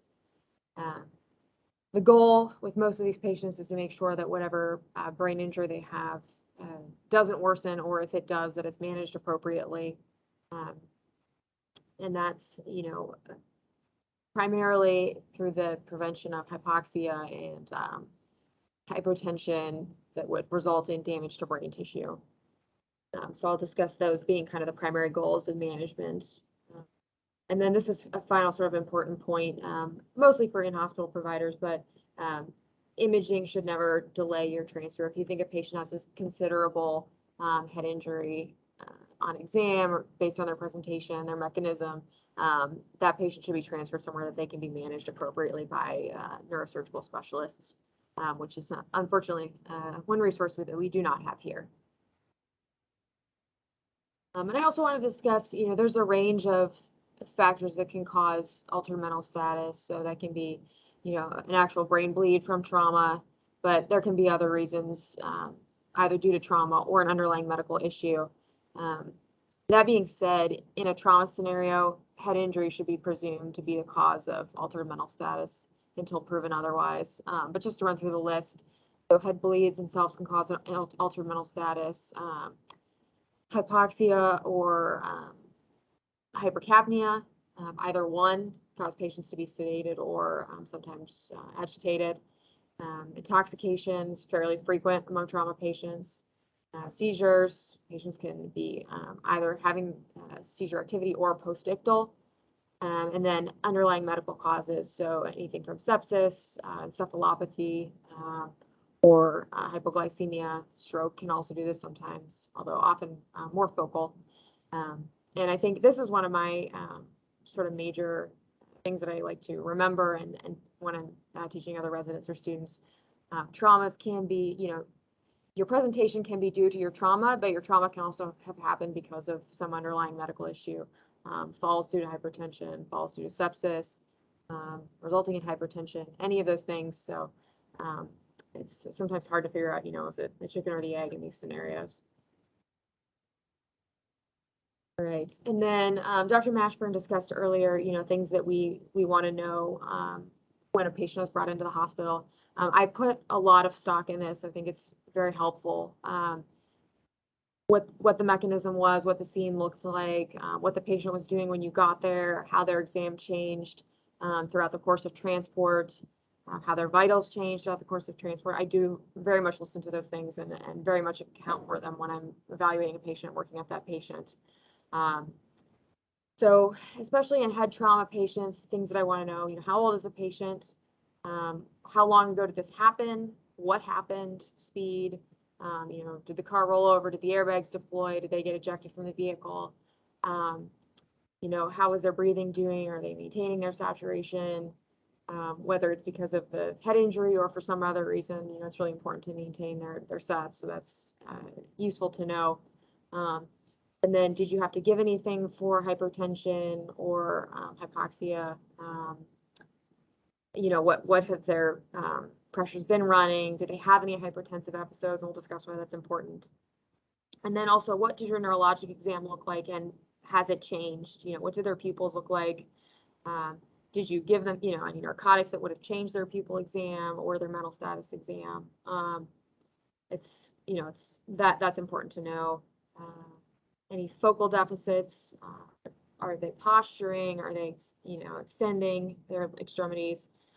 And then again, a head injury. Sometimes it's hard to evaluate patients on initial when they arrive in the trauma bay. And so if you rolled the person at the scene or saw that they had a posterior head wound at the scene, had a hematoma, were leaking fluid from their eyes or nose or ears or nose, all of that is very important information to have. And then also, again, use of anticoagulants, including aspirin, Plavix, Eliquis, anything that they might have been on or could have been on, even if you don't know when they last took it. Or if you do know when they last took it, that's also very helpful as well. So just some sort of basic anatomy. I think most important here is this bit about the scalp, because that's something that can kind of be immediately managed in the field or in the trauma bay. You can lose a significant amount of blood from the scalp, as anyone who's seen one of these injuries would know, and it can be sometimes hard to gain control of. I would say, you know, what we will often do, and what I've done in the past, is if someone does have a head injury with a significant bleeding and you just need to even get initial control, staples will be helpful. Can be difficult to put pressure dressing over that area, but that also will work. Anything that will kind of stop that bleeding, because like I said, that can be a significant source of bleeding. Intracranially, you can't really lose enough blood to be hypertensive. You're going to have significant neurologic issues before that would ever happen, and it's a closed space. So that's the intracranial blood loss is not the issue; it's the extracranial. And so again, if you can offer some sort of estimate, it's hard to estimate blood loss at scene, but you know that can be helpful on sign out as well. And these rest of this is not necessarily immediately helpful for management. So as discussed, intracranial pressure is kind of what gets patients in trouble. Elevations can result in lack of blood flow and worsen hypoxia.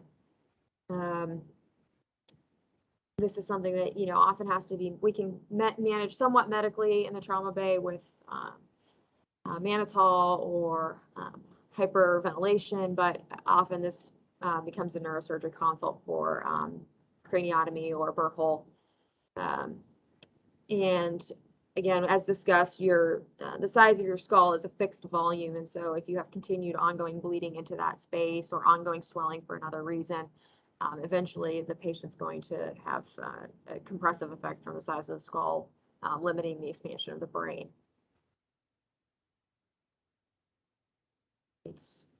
Again, the amount of blood flow that you get to your brain is determined by both the patient's blood pressure and the actual pressure of their brain, and so you have to be able to maintain good flow to the brain itself by maintaining normotension, and also you need to manage how much swelling and intracranial pressure they have.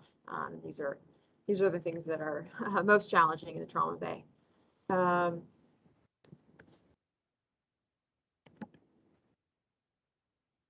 All right, yes, and injury to the brain can be from hypotension, so lack of blood flow, lack of oxygen in the blood that is getting to the brain, high CO2, and then also if you have too much ventilation, that can also result in injury to the brain.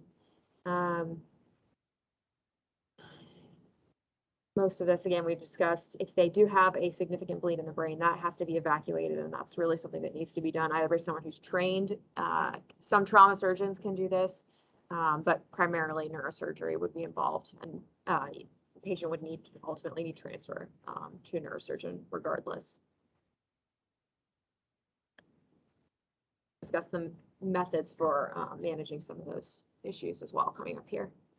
So one of the scales that we use to quantify or try to give a standardized definition of GCS is, or of neurologic status is GCS, primarily looking at both eye opening and eye use, verbal response by patients, and then their motor activity. This is also what's sort of used to describe or to categorize the severity of a brain injury. 13 to 15 being a mild brain injury, that might be patients with a concussion or some contusions. Moderate is the more significant, 9 to 12, and then 8 is considered to be severe. These scales, I've heard conflicting information on whether or not actually this is something that's consistently is replicable between providers. You know, if the person who evaluates the patient in the field gets the same score as the, physician, the ER physician. Some people say it is consistent, some people say it's not. But this also is something that can change rapidly with patient exam. And it's also helpful, if you do assess GCS to say, this was, patient hadn't got any medications yet. This was, it should be specified if the patient was intubated at any point in the process, because that does significantly, obviously, change your score. So. And this is also important to note, if you are going to assess their GCS, it's based on, for motor function, it's based on their best motor response. So that is either left or right. If their right arm is moving better than their left, you would go based off of that better right arm. If the upper limb extremities are have better motion than the lower, then you would base it off of the upper extremities. That's what gives you the best prediction of their prognosis.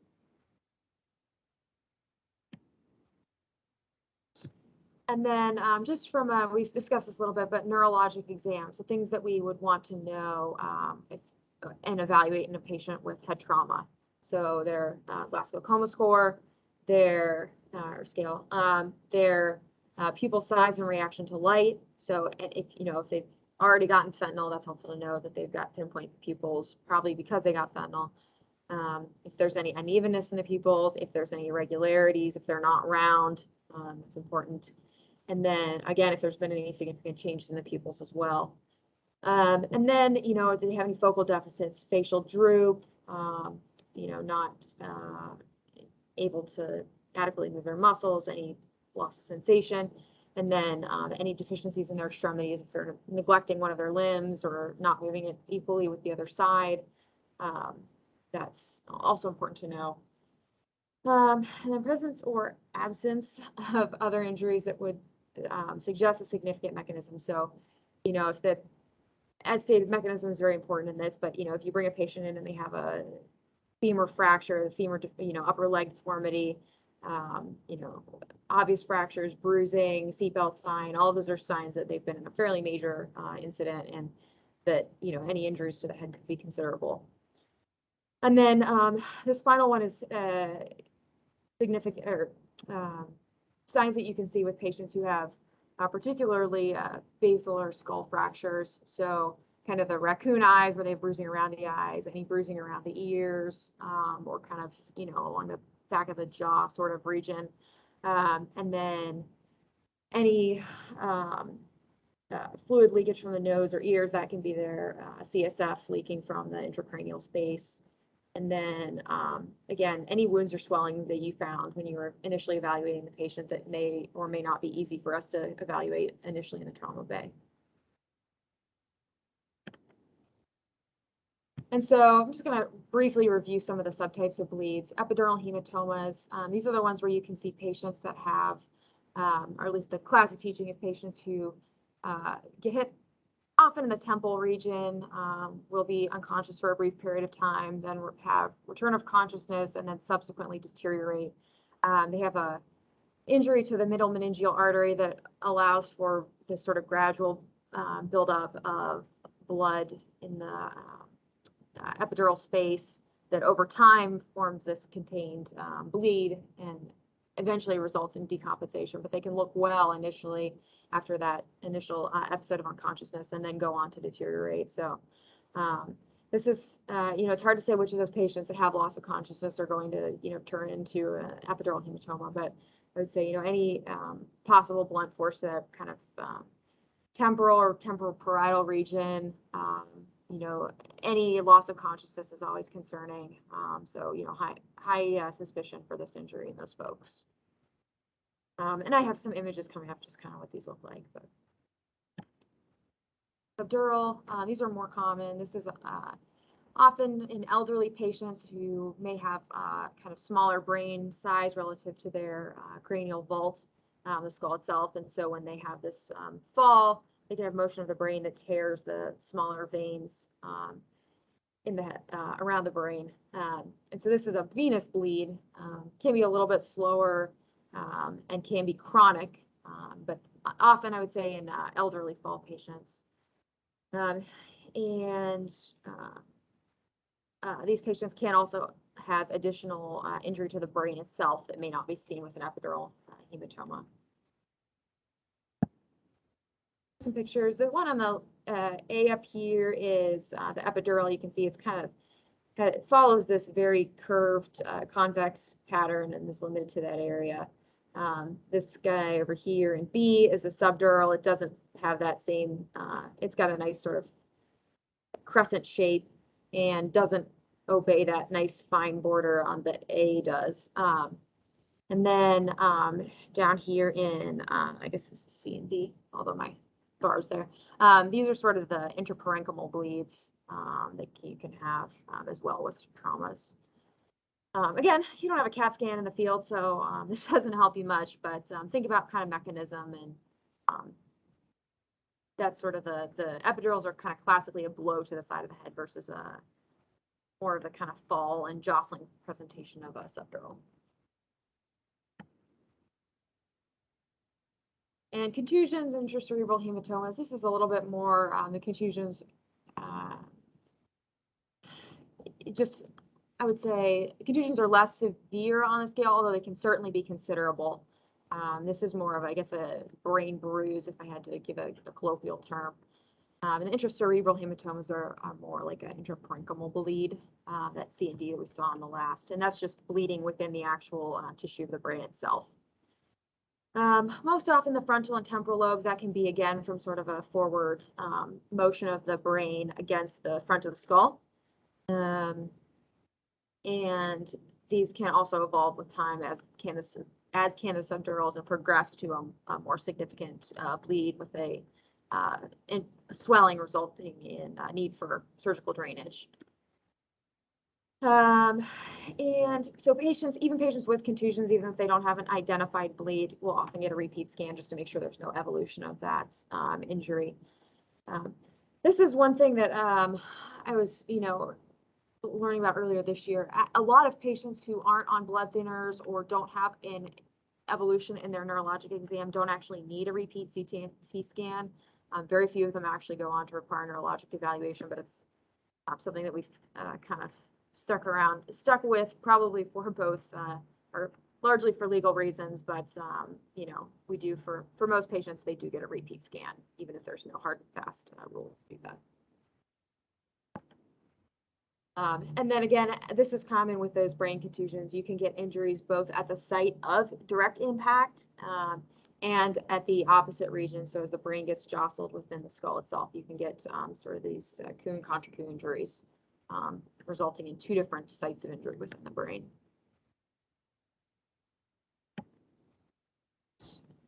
So for mild brain injuries, these are often concussions. There may be some transient, headache, very transient loss of consciousness. You can see issues with memory, confusion, and again, all of these patients, altered mental status can be difficult to evaluate because oftentimes it may be a fall on alcohol or on other substances, a fight, something like that. But once again, all of these patients are brain injury patients until proven otherwise. Never assume that there's something else. It's, you need to consider and account for possible intoxication in your management and evaluation, but that shouldn't be your presumptive diagnosis.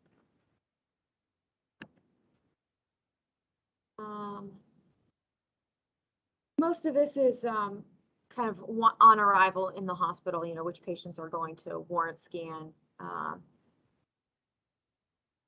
It's patients who you can't get a good exam on, patients who have changing levels of consciousness, unable to give you a history, significant mechanism.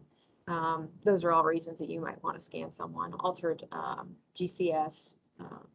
So those are all things that would be important to let your receiving provider know once they get to the hospital. Most of these patients go on to do just fine. Most of them get a CT scan with a possible repeat CT scan. And I would say, any patient with a suspected brain injury and a possible skull fracture, it may present as mild brain injury, but that is a pretty significant mechanism, and those patients are at very high risk. Patients with a number I heard was that cited was that patients with a skull fracture, that mechanism is significant enough that it's a 400 times risk of a brain bleed. So if you see someone with a skull fracture, if you can see that on exam, or we had someone who got a plain film in the trauma bay that had a visible skull fracture. That's a considerable mechanism of injury and extremely high risk for bleeding. Elderly patients are also at elevated risk of bleeds and subsequent difficulty, even with mild brain injuries. But many of these patients go on to do just fine and can be discharged after a period of observation. This is also something where, patients' proximity to the hospital is relevant. If someone lives an hour away, they may need to stay for observation longer. If they, can walk to the hospital, maybe not walk, but get brought in by their family member from next door, it's possible to discharge those patients a little bit earlier. I think most of this we have covered. So moderate brain injury, these patients do require additional observation, have a lower GCS, below 13. A number of these patients will go on to worsen, whether due to, swelling or bleeding the brain. And these patients almost universally will need repeat scans.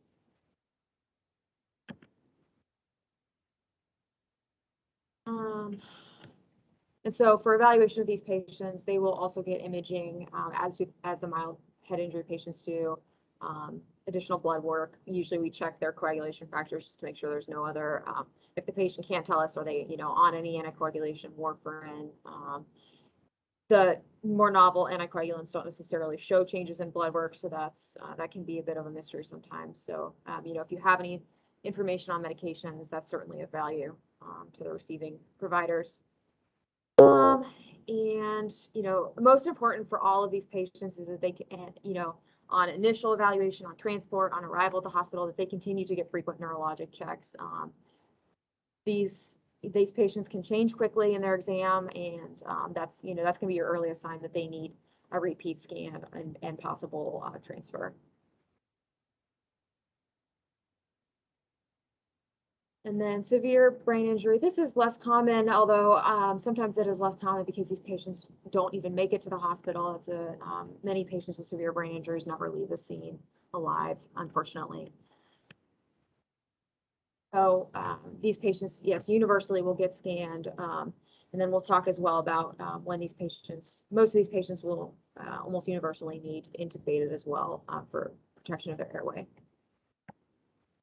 And then evolution of these severe injuries, as the brain swells and bleeding occurs, the brain has nowhere to go but sort of herniates either across the midline of the brain itself or through the brain stem. And that is a sign of very poor prognosis. Things you may see, nausea and vomiting. Again, that one's pretty non-specific. You can see that with mild injuries, concussions. But, if somebody who's in your trauma bay that was doing okay starts having that, that's very concerning. Cushing's triad, I'll discuss that on the next slide. A dilated pupil, unilateral dilation of the pupil's concerning, especially in head trauma patients, sign of herniation until proven otherwise. And then they will sometimes have a dilated pupil on the side of the herniation and then paralysis on the opposite side. So those are all signs that of impending neurologic disaster.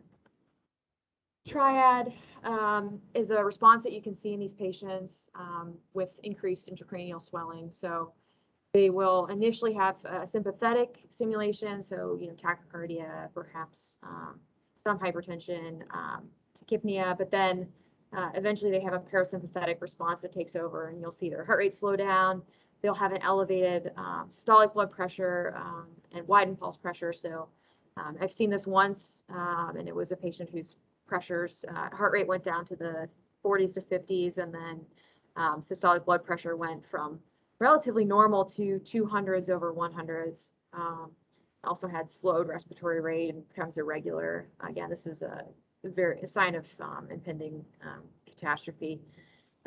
Late stage, these patients need basically immediate neurosurgical intervention or decompression to manage this. And then this is the sort of the same neurologic assessment that we discussed before, as well as some management approaches that I'm going to discuss in a little bit more detail coming up.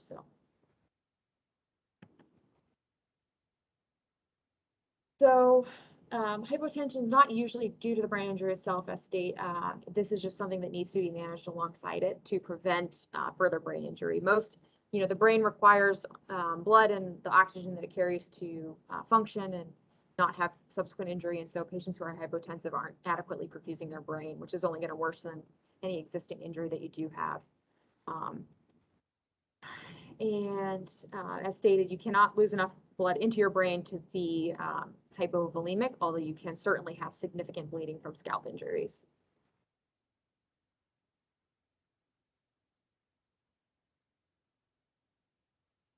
And then I've seen blood pressure goals anywhere from 90 to SBP of 90 to 100.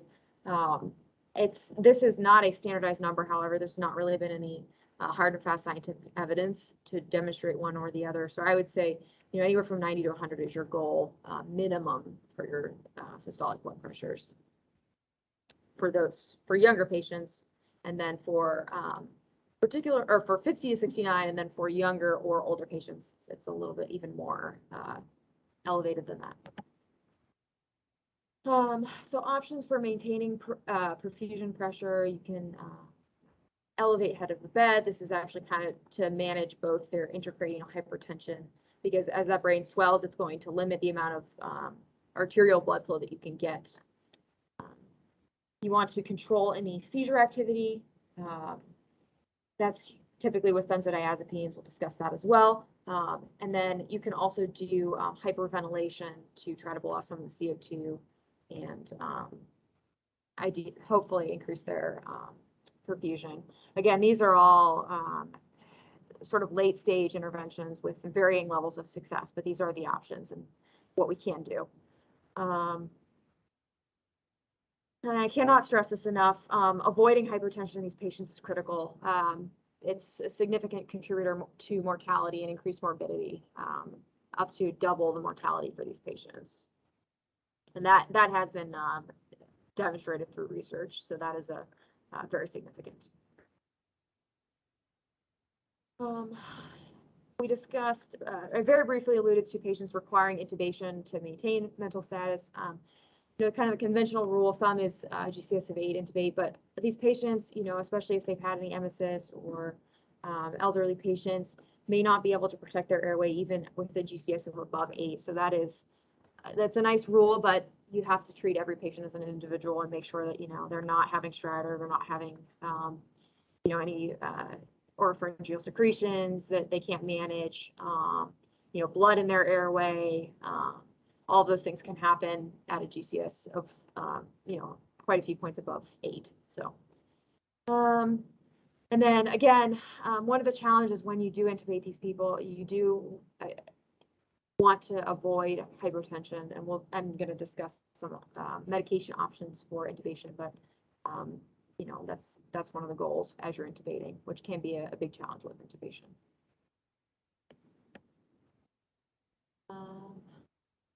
Again, you want to maintain good saturations as well. So, continue these patients on 100% oxygen until you're, able to demonstrate, typically with blood gas, that they're adequately oxygenated and ventilated.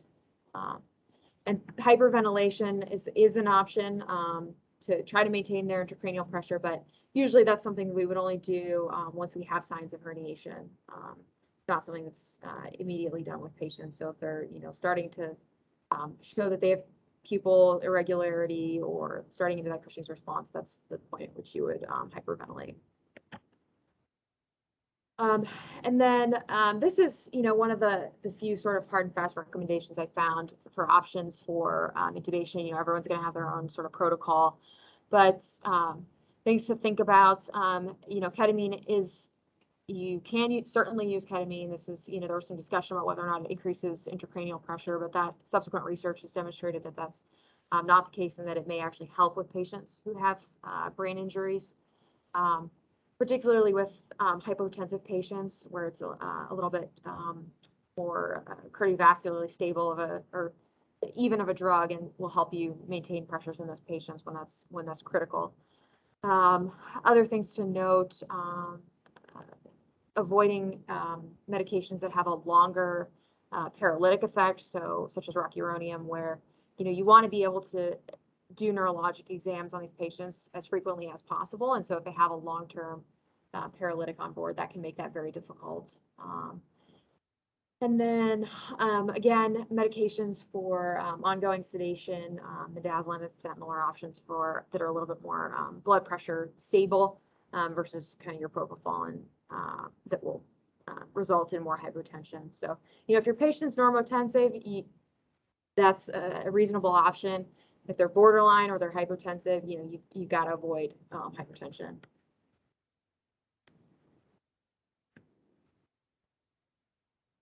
So here's just some parameters as discussed, systolic blood pressure of 100 for patients kind of in that.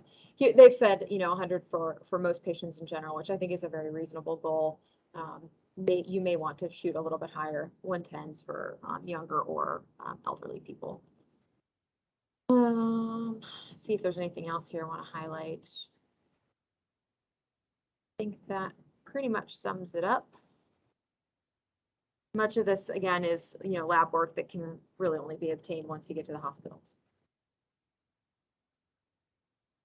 As we discussed earlier, normothermia is also very important because that does help with stopping bleeding. So try to maintain those core temperatures as well. All right. We covered a lot of this already. Your neurologic exam typically comes after your ABCs, although your GCS is kind of wrapped up in evaluating airway as well. I like to think of it as, you kind of do an initial rough GCS of your evaluation of your patient, and then go back and you can do a little more formal evaluation once you have your ABCs managed. That's when you'll get your kind of head exam, check their pupils, look in their ears, see if they have any signs of intracranial bleeding, in their tympanic membranes, any signs of CSF leak, and then any other injuries that maybe that might be distracting the patient or limiting their ability to give you a good exam, major fractures, major bleeds, things like that. Anesthetics, analgesics, and sedatives. So again, here the biggest key is to try to avoid long-acting medications so you can continue to get neurologic exams if possible. Things that are reversible, such as narcotics, are also a reasonable option. We discussed fentanyl being a pretty good choice earlier. And then trying to use shorter-acting benzodiazepines is also ideal. Again, you want to be able to continue to do those frequent checks. That being said, if you cannot get an exam on your patient, you cannot get vitals on your patient's, unable to, isn't as agitated, as combative, you can't care for that patient if you physically can't evaluate them. And so in that case, if the patient needs sedation, they need sedation. And if they need sedation to the point of controlling their airway, that's also, that is, appropriate management of the patient.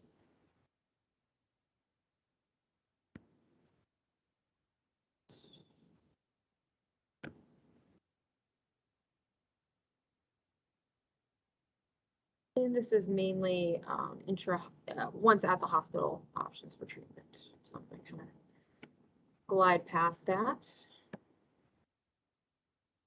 IV fluids, we discussed hypovolemia and hypotension being a major cause of concern.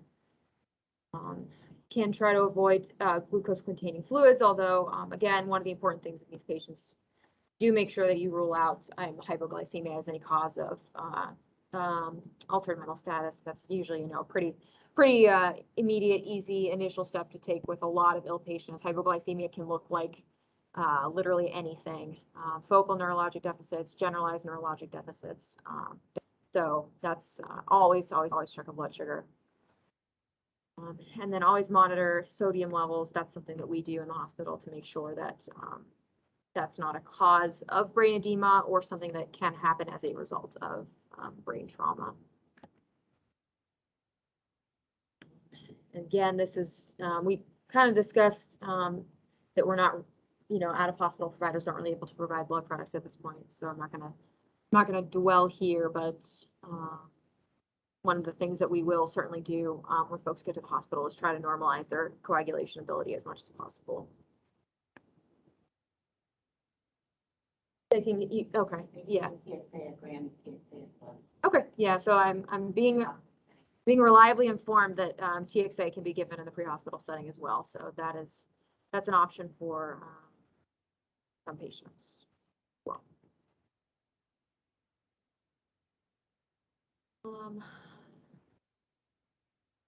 Hyperventilation, again, this is used with patients where you have, signs of herniation. This is not something that we would do immediately on arrival for a head injury. For the vast majority of patients, we just try to maintain normal CO2 concentrations.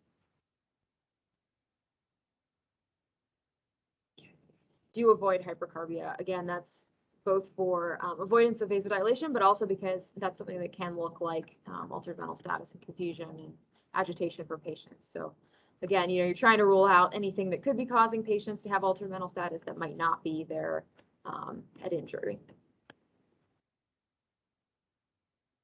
We can also give mannitol to try to reduce elevated ICP. This can lower patients' volumes further than it already is. And so it's risky in patients who are already hypovolemic. And again, this is something that you would give once patients are showing signs of neurologic change, not an immediate sort of first step. Kind of the same thing with hypertonic saline, although you can use that with patients who are hypotensive because you're giving them some volume back as you do it.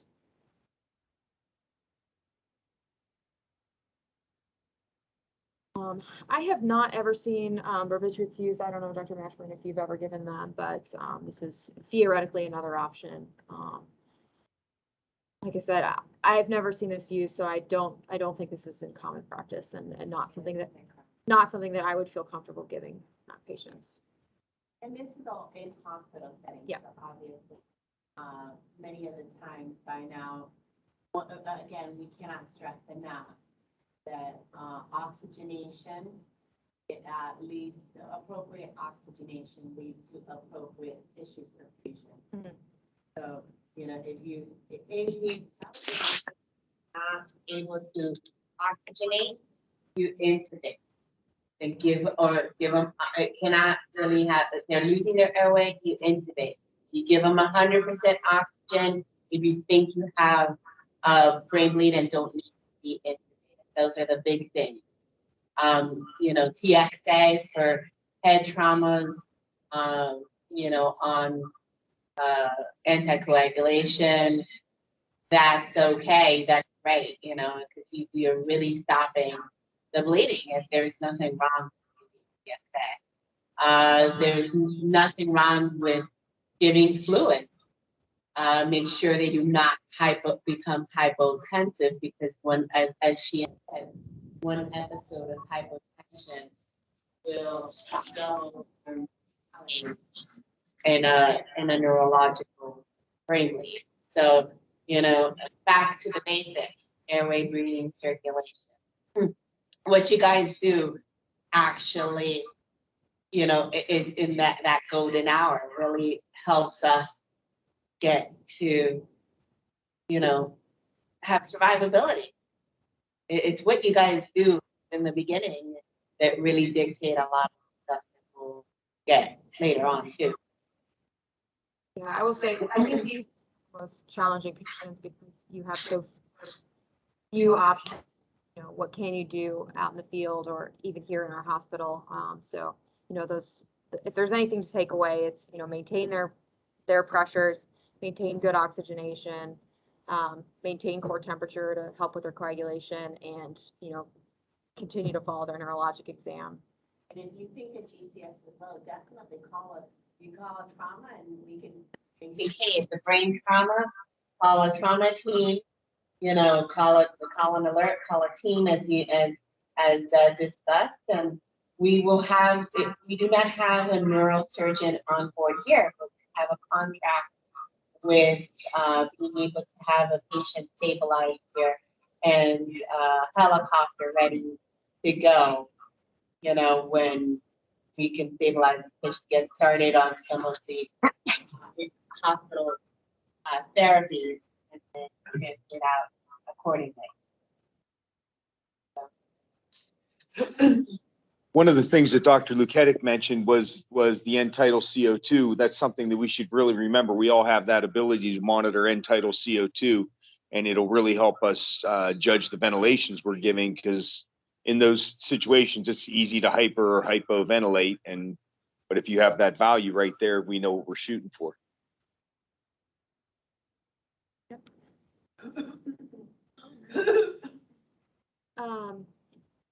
So, and then this is actually also another option for out of hospital patients. You know, if you're concerned that patients are having seizures or have had seizures, have a history of seizures, you know, appear postictal. A reasonable option is benzodiazepines, both for, you know, if someone's agitated, both for sedation and for, you know, prevention of ongoing seizure activity or cessation of seizure activity. Short acting again is better.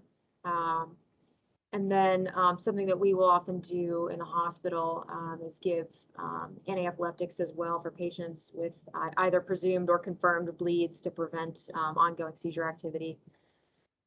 This doesn't necessarily, you know, giving these medications doesn't prevent any long-term development of seizure disorders that can happen after brain bleeds, but it does help prevent those seizures in the short-term setting. And you know, ongoing seizure activity itself can be devastating for the brain. So control of that is very important as well. And again, if someone is having ongoing seizure activity, they may require intubation for airway protection primarily. And this is not an insignificant issue in patients who do have head injuries. They may have ongoing issues with seizures for the rest of their life. So something to consider. Patients that, you know, have a history of significant brain injuries, even if they haven't had, you know, prior seizure activity before.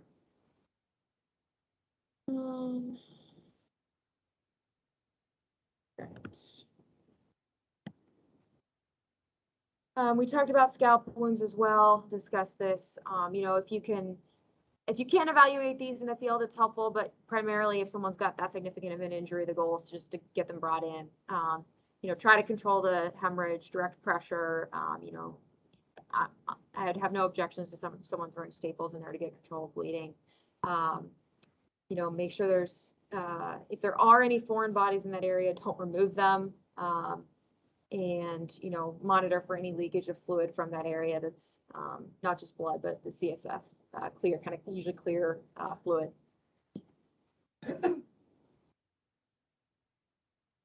Yep, and then this is more for us, but any of these fractures are going to require a neurosurgical consult. And again, skull fractures, basically consider these patients bleeding until proven otherwise.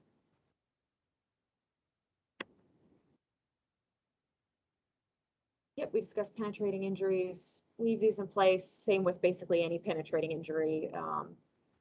By removal, essentially all you know, removal just risks rebleeding. So take advantage of whatever tamponade effect you may have, and then leave that object in place. And yep, the rest is kind of in hospital imaging options.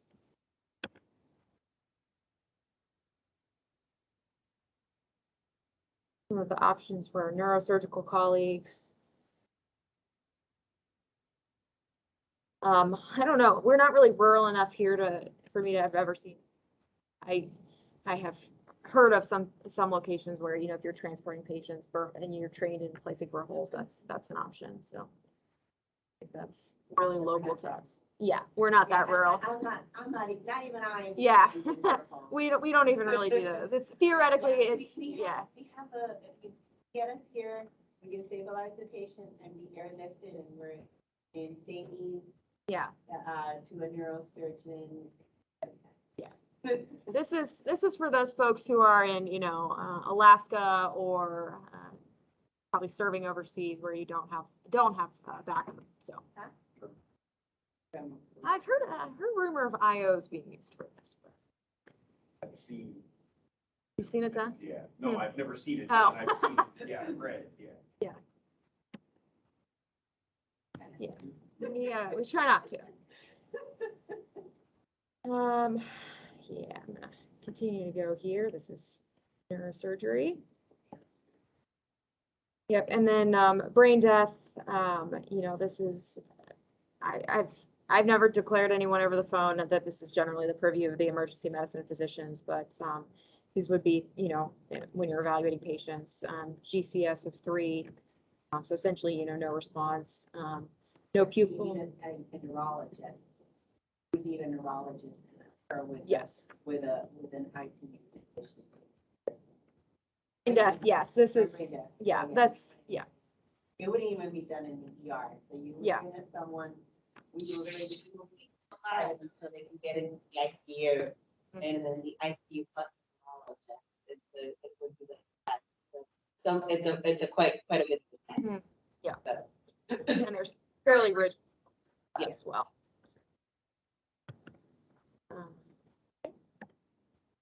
That's essentially it. So, anyone have any questions?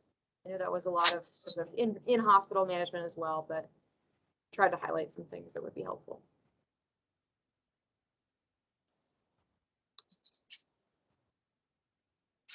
Come on, where's my brain injury guys out there?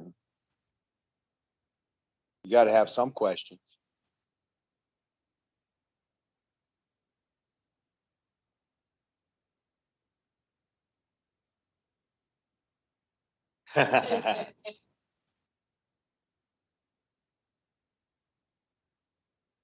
No questions, concerns?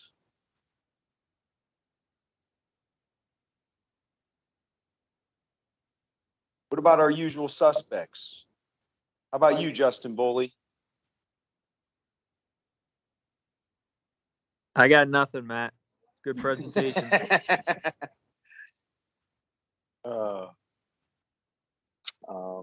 Well, I find that hard to believe, but okay.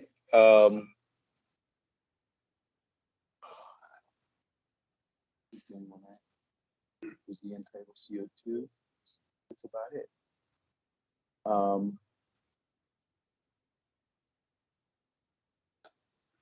Yeah. All right. Well, then I guess we're gonna close that particular talk, and we have just a couple short things to go over with you guys before we let you go. And thank you so much, Dr. Luketic. I appreciate it. I appreciate your time and sharing your knowledge with us. Thanks for having me. Anytime. All right, everybody. As we wrap up the over 60 hours of continuing education that we've done here, I just want to let you know that, you know, it was a pleasure to have everybody in class, and this is something that we're going to continue to do in the future and continue to have guest speakers speak on topics.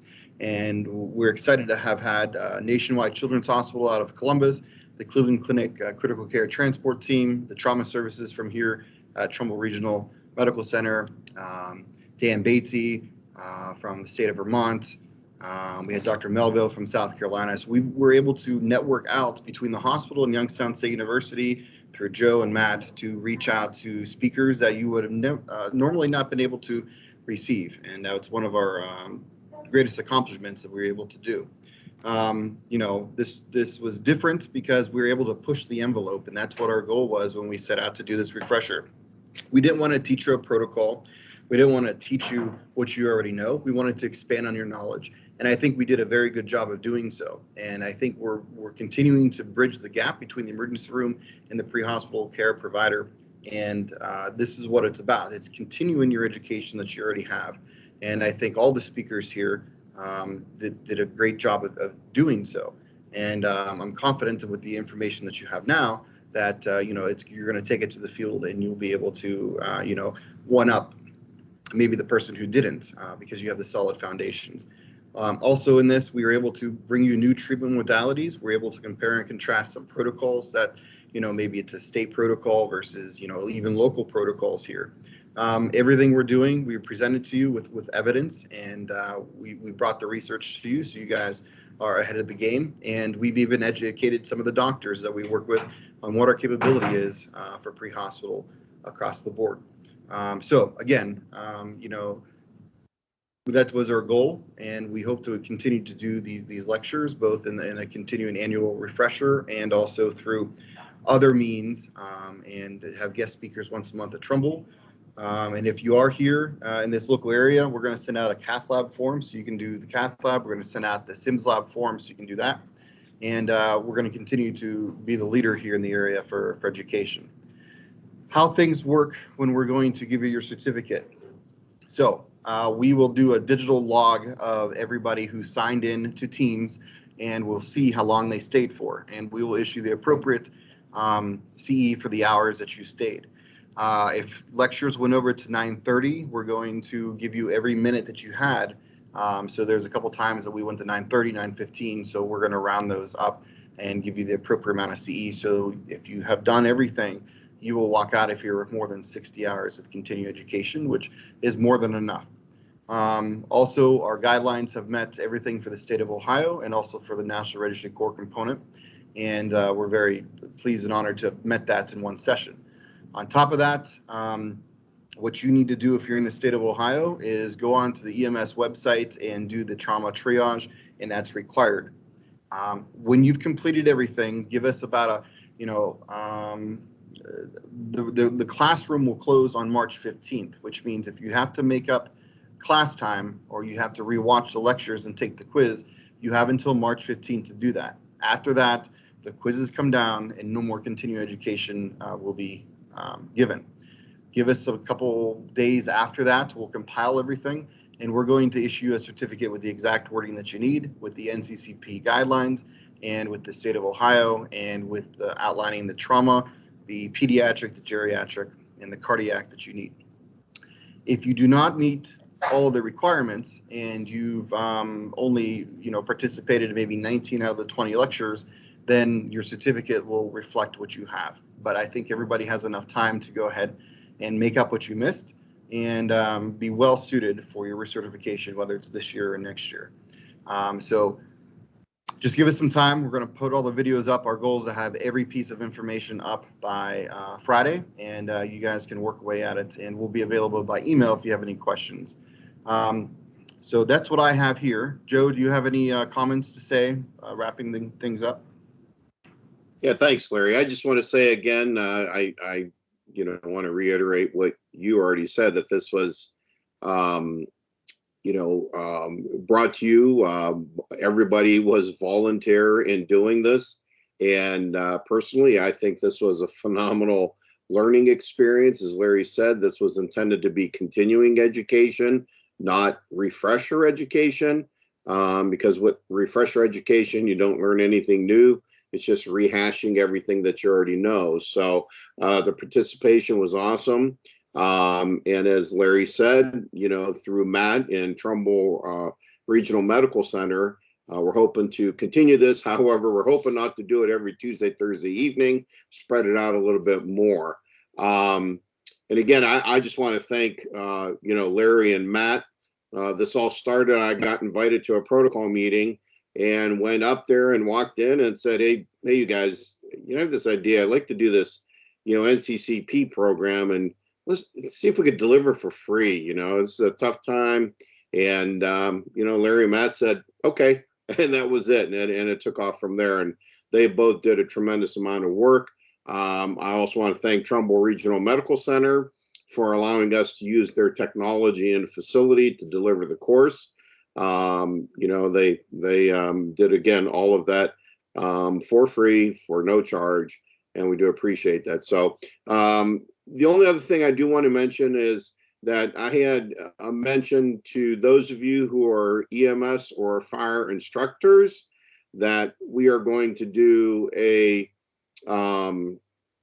continuing education, 6 hours for the instructors. And I'm assuming that Matt will be able to send out an email to this group, making you aware when we will do that. We probably will do it on a Tuesday, Thursday evening for 1 week. I'm not exactly sure when, probably coming up in the near future though, so we don't go too long. And we'll cover the information you need for your research as a instructor. Unfortunately, we'll focus primarily on EMS, but we'll have enough in there for the fire instructors that it could be, you know, applied to your teaching abilities too. So just keep that in mind. And again, Matt will keep you, he'll make you aware and keep you apprised of when we will be doing that. So I just want to thank everybody for the opportunity to be involved. And again, I can't thank Matt and Larry again for all the work that they did putting this together. So hoping that we continue this, and I just hope everybody enjoyed it and got a lot out of it. Well, I know I got a lot out of it. I got a lot out of it working with Larry. You almost can't help but learn things working with Larry a little bit, to be honest with you. I'm not trying to blow too much sunshine up his butt, but that's just the way it is. And from Joe and from everybody else that came in and gave us their talent and their time, from the lawyers to the doctors to the authors to everybody we had, I would have a hard time naming everybody name by name. I especially want to thank everybody who came in just for the education. The guys, you know, you folks came in and you spent your time with us, and I hope you got your well, I know you got your money's worth because it was free, but I hope you got what you were looking for. I hope you learned some things. We really wanted to strive to make this not just your regular refresher class, that it is true continuing education. And so I hope we want to raise that bar a little bit. And I appreciate everybody giving a crap enough to be here every night and to put this time in and the effort in to get this information. So thank you all very much. I appreciate your support. Please, please, please keep your eyes open.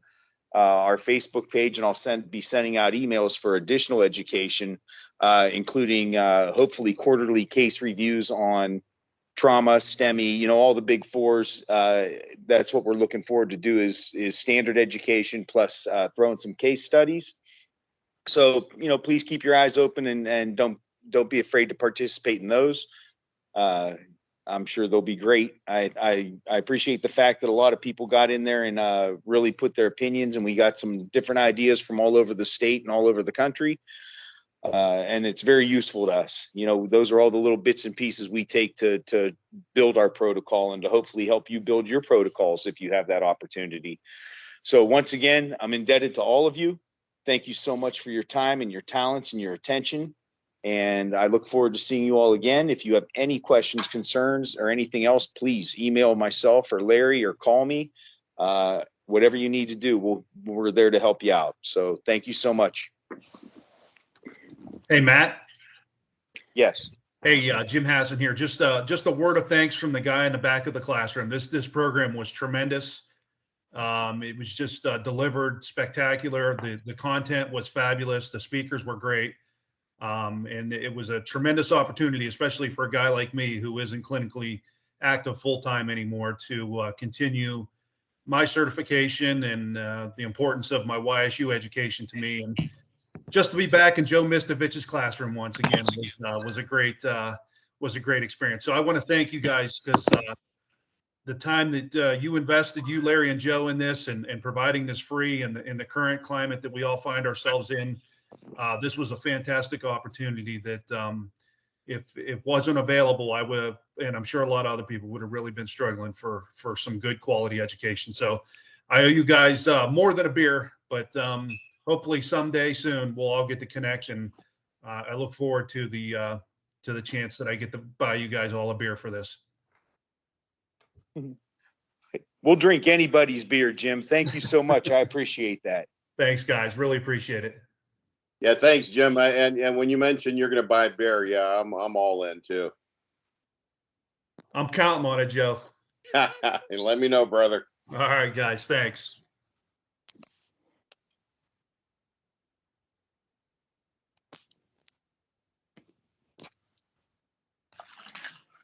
Well, I guess if there's no other comments or concerns, I really, like I said, I really appreciate all the time you spent with us. Does someone have a question up there? Or are you just putting your hands up?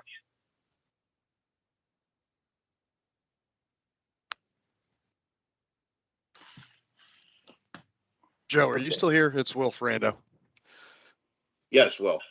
Hey, I know we talked about when we do the instructor module, we talked about kind of going over what's replacing Appendix G. Yes. Can we also, I don't know, it's not going live yet, but can we also talk about what's going to happen once they do away with the psychomotor exam? What are you asking? What is the co-EMSP going to do? Or yeah, I guess so. Are they? I mean, I know once registry does away with it, I don't know if Yeah, is going to have a stance on it. Well, we work specifically with the registry, Will, and the reason why we developed the new student minimum competency program was in anticipation of the psychomotor exam being removed. So they're going to go one kind of hand in hand. Yeah, the SMC was released, and again, we worked directly with the registry hand in hand to ensure that what we were doing was going to meet their needs in regard to psychomotor. And I could explain that to you too, and you'll see in there, that there is progression built in and things of that nature. So yes, that is all part of it. So when the psychomotor exam does, is eliminated, the SMC is going to be what you will be doing, as far as collecting the actual motor skills and so forth, to replace that. So, cool. And so the registry, they feel that as long as you're doing that SMC, then they feel comfortable that when you go to attest to a student's competency to take the registry, as long as you did that SMC, they're comfortable saying that they do have the motor skills necessary. So it does go hand in hand. Yeah. And you can start using that SMC now, Will. It's a lot easier than an Appendix G. That Appendix G is so convoluted, and the SMC is a lot easier. So, if you ever wanted to sit down or something, let me know. But, we'll cover a part of that in the continuing ed. But if you ever wanted to sit down, just let me know. We can grab a coffee or something. Or beer. I'd be happy to sit down with you and go over it. Awesome. So, I would appreciate that. We could do a class on just that. I don't care. It's fine with me. I chaired that entire committee, developed the SMC. So yeah. So I'm intimately familiar with it. Cool. Awesome. Let me know. Appreciate that. Okay. Thanks. Yep. Okay. There's nothing else. I think we're signing off. A successful program, guys. Matt and Larry, you guys rock. So amazing. I am amazed. I am amazed. So you guys did Thanks, awesome. Joe. We couldn't have done it without you, buddy. Well, you know what, Matt, too, and I did tell the woman who was there for that WKBN thing. I'm not sure who she was. She seemed like a public information person or something. I'm not sure. The woman that was there. Is that who that was, Matt? Yeah, that was our public relations. Okay. I tell you what, if you can send me, I'd love to send your CEO and whoever else, whoever is your boss, I'd love to send a letter up the chain. Again, just thanking Trumbull Regional Medical Center too for hosting this, allowing us to use their technology and so facilities and so forth. So if you could get that information to me, I'll do it on behalf of kind of like YSU too, in the community. So I'll use a YSU letterhead to do so. But yeah, let me know. I'd like to do that. But yeah, you guys did a tremendous job, and I mean, I have to say that Larry actually did a good job. It's killing me right now, but Larry did a good job. No, I'll definitely get you that information, and I appreciate that, Joe. Yeah, you absolutely. But I told the woman that was there, I just explained to her, you know, how phenomenal this was, and you guys just rocked it out of the park. So yeah, but I would like to do that. You guys deserve the recognition, and so does Trumbull Regional Medical Center. Absolutely deserves recognition. So Well, cool. I appreciate that. yep. Yeah, just one thing is so funny because Bill called me today, you know, Bill Brown.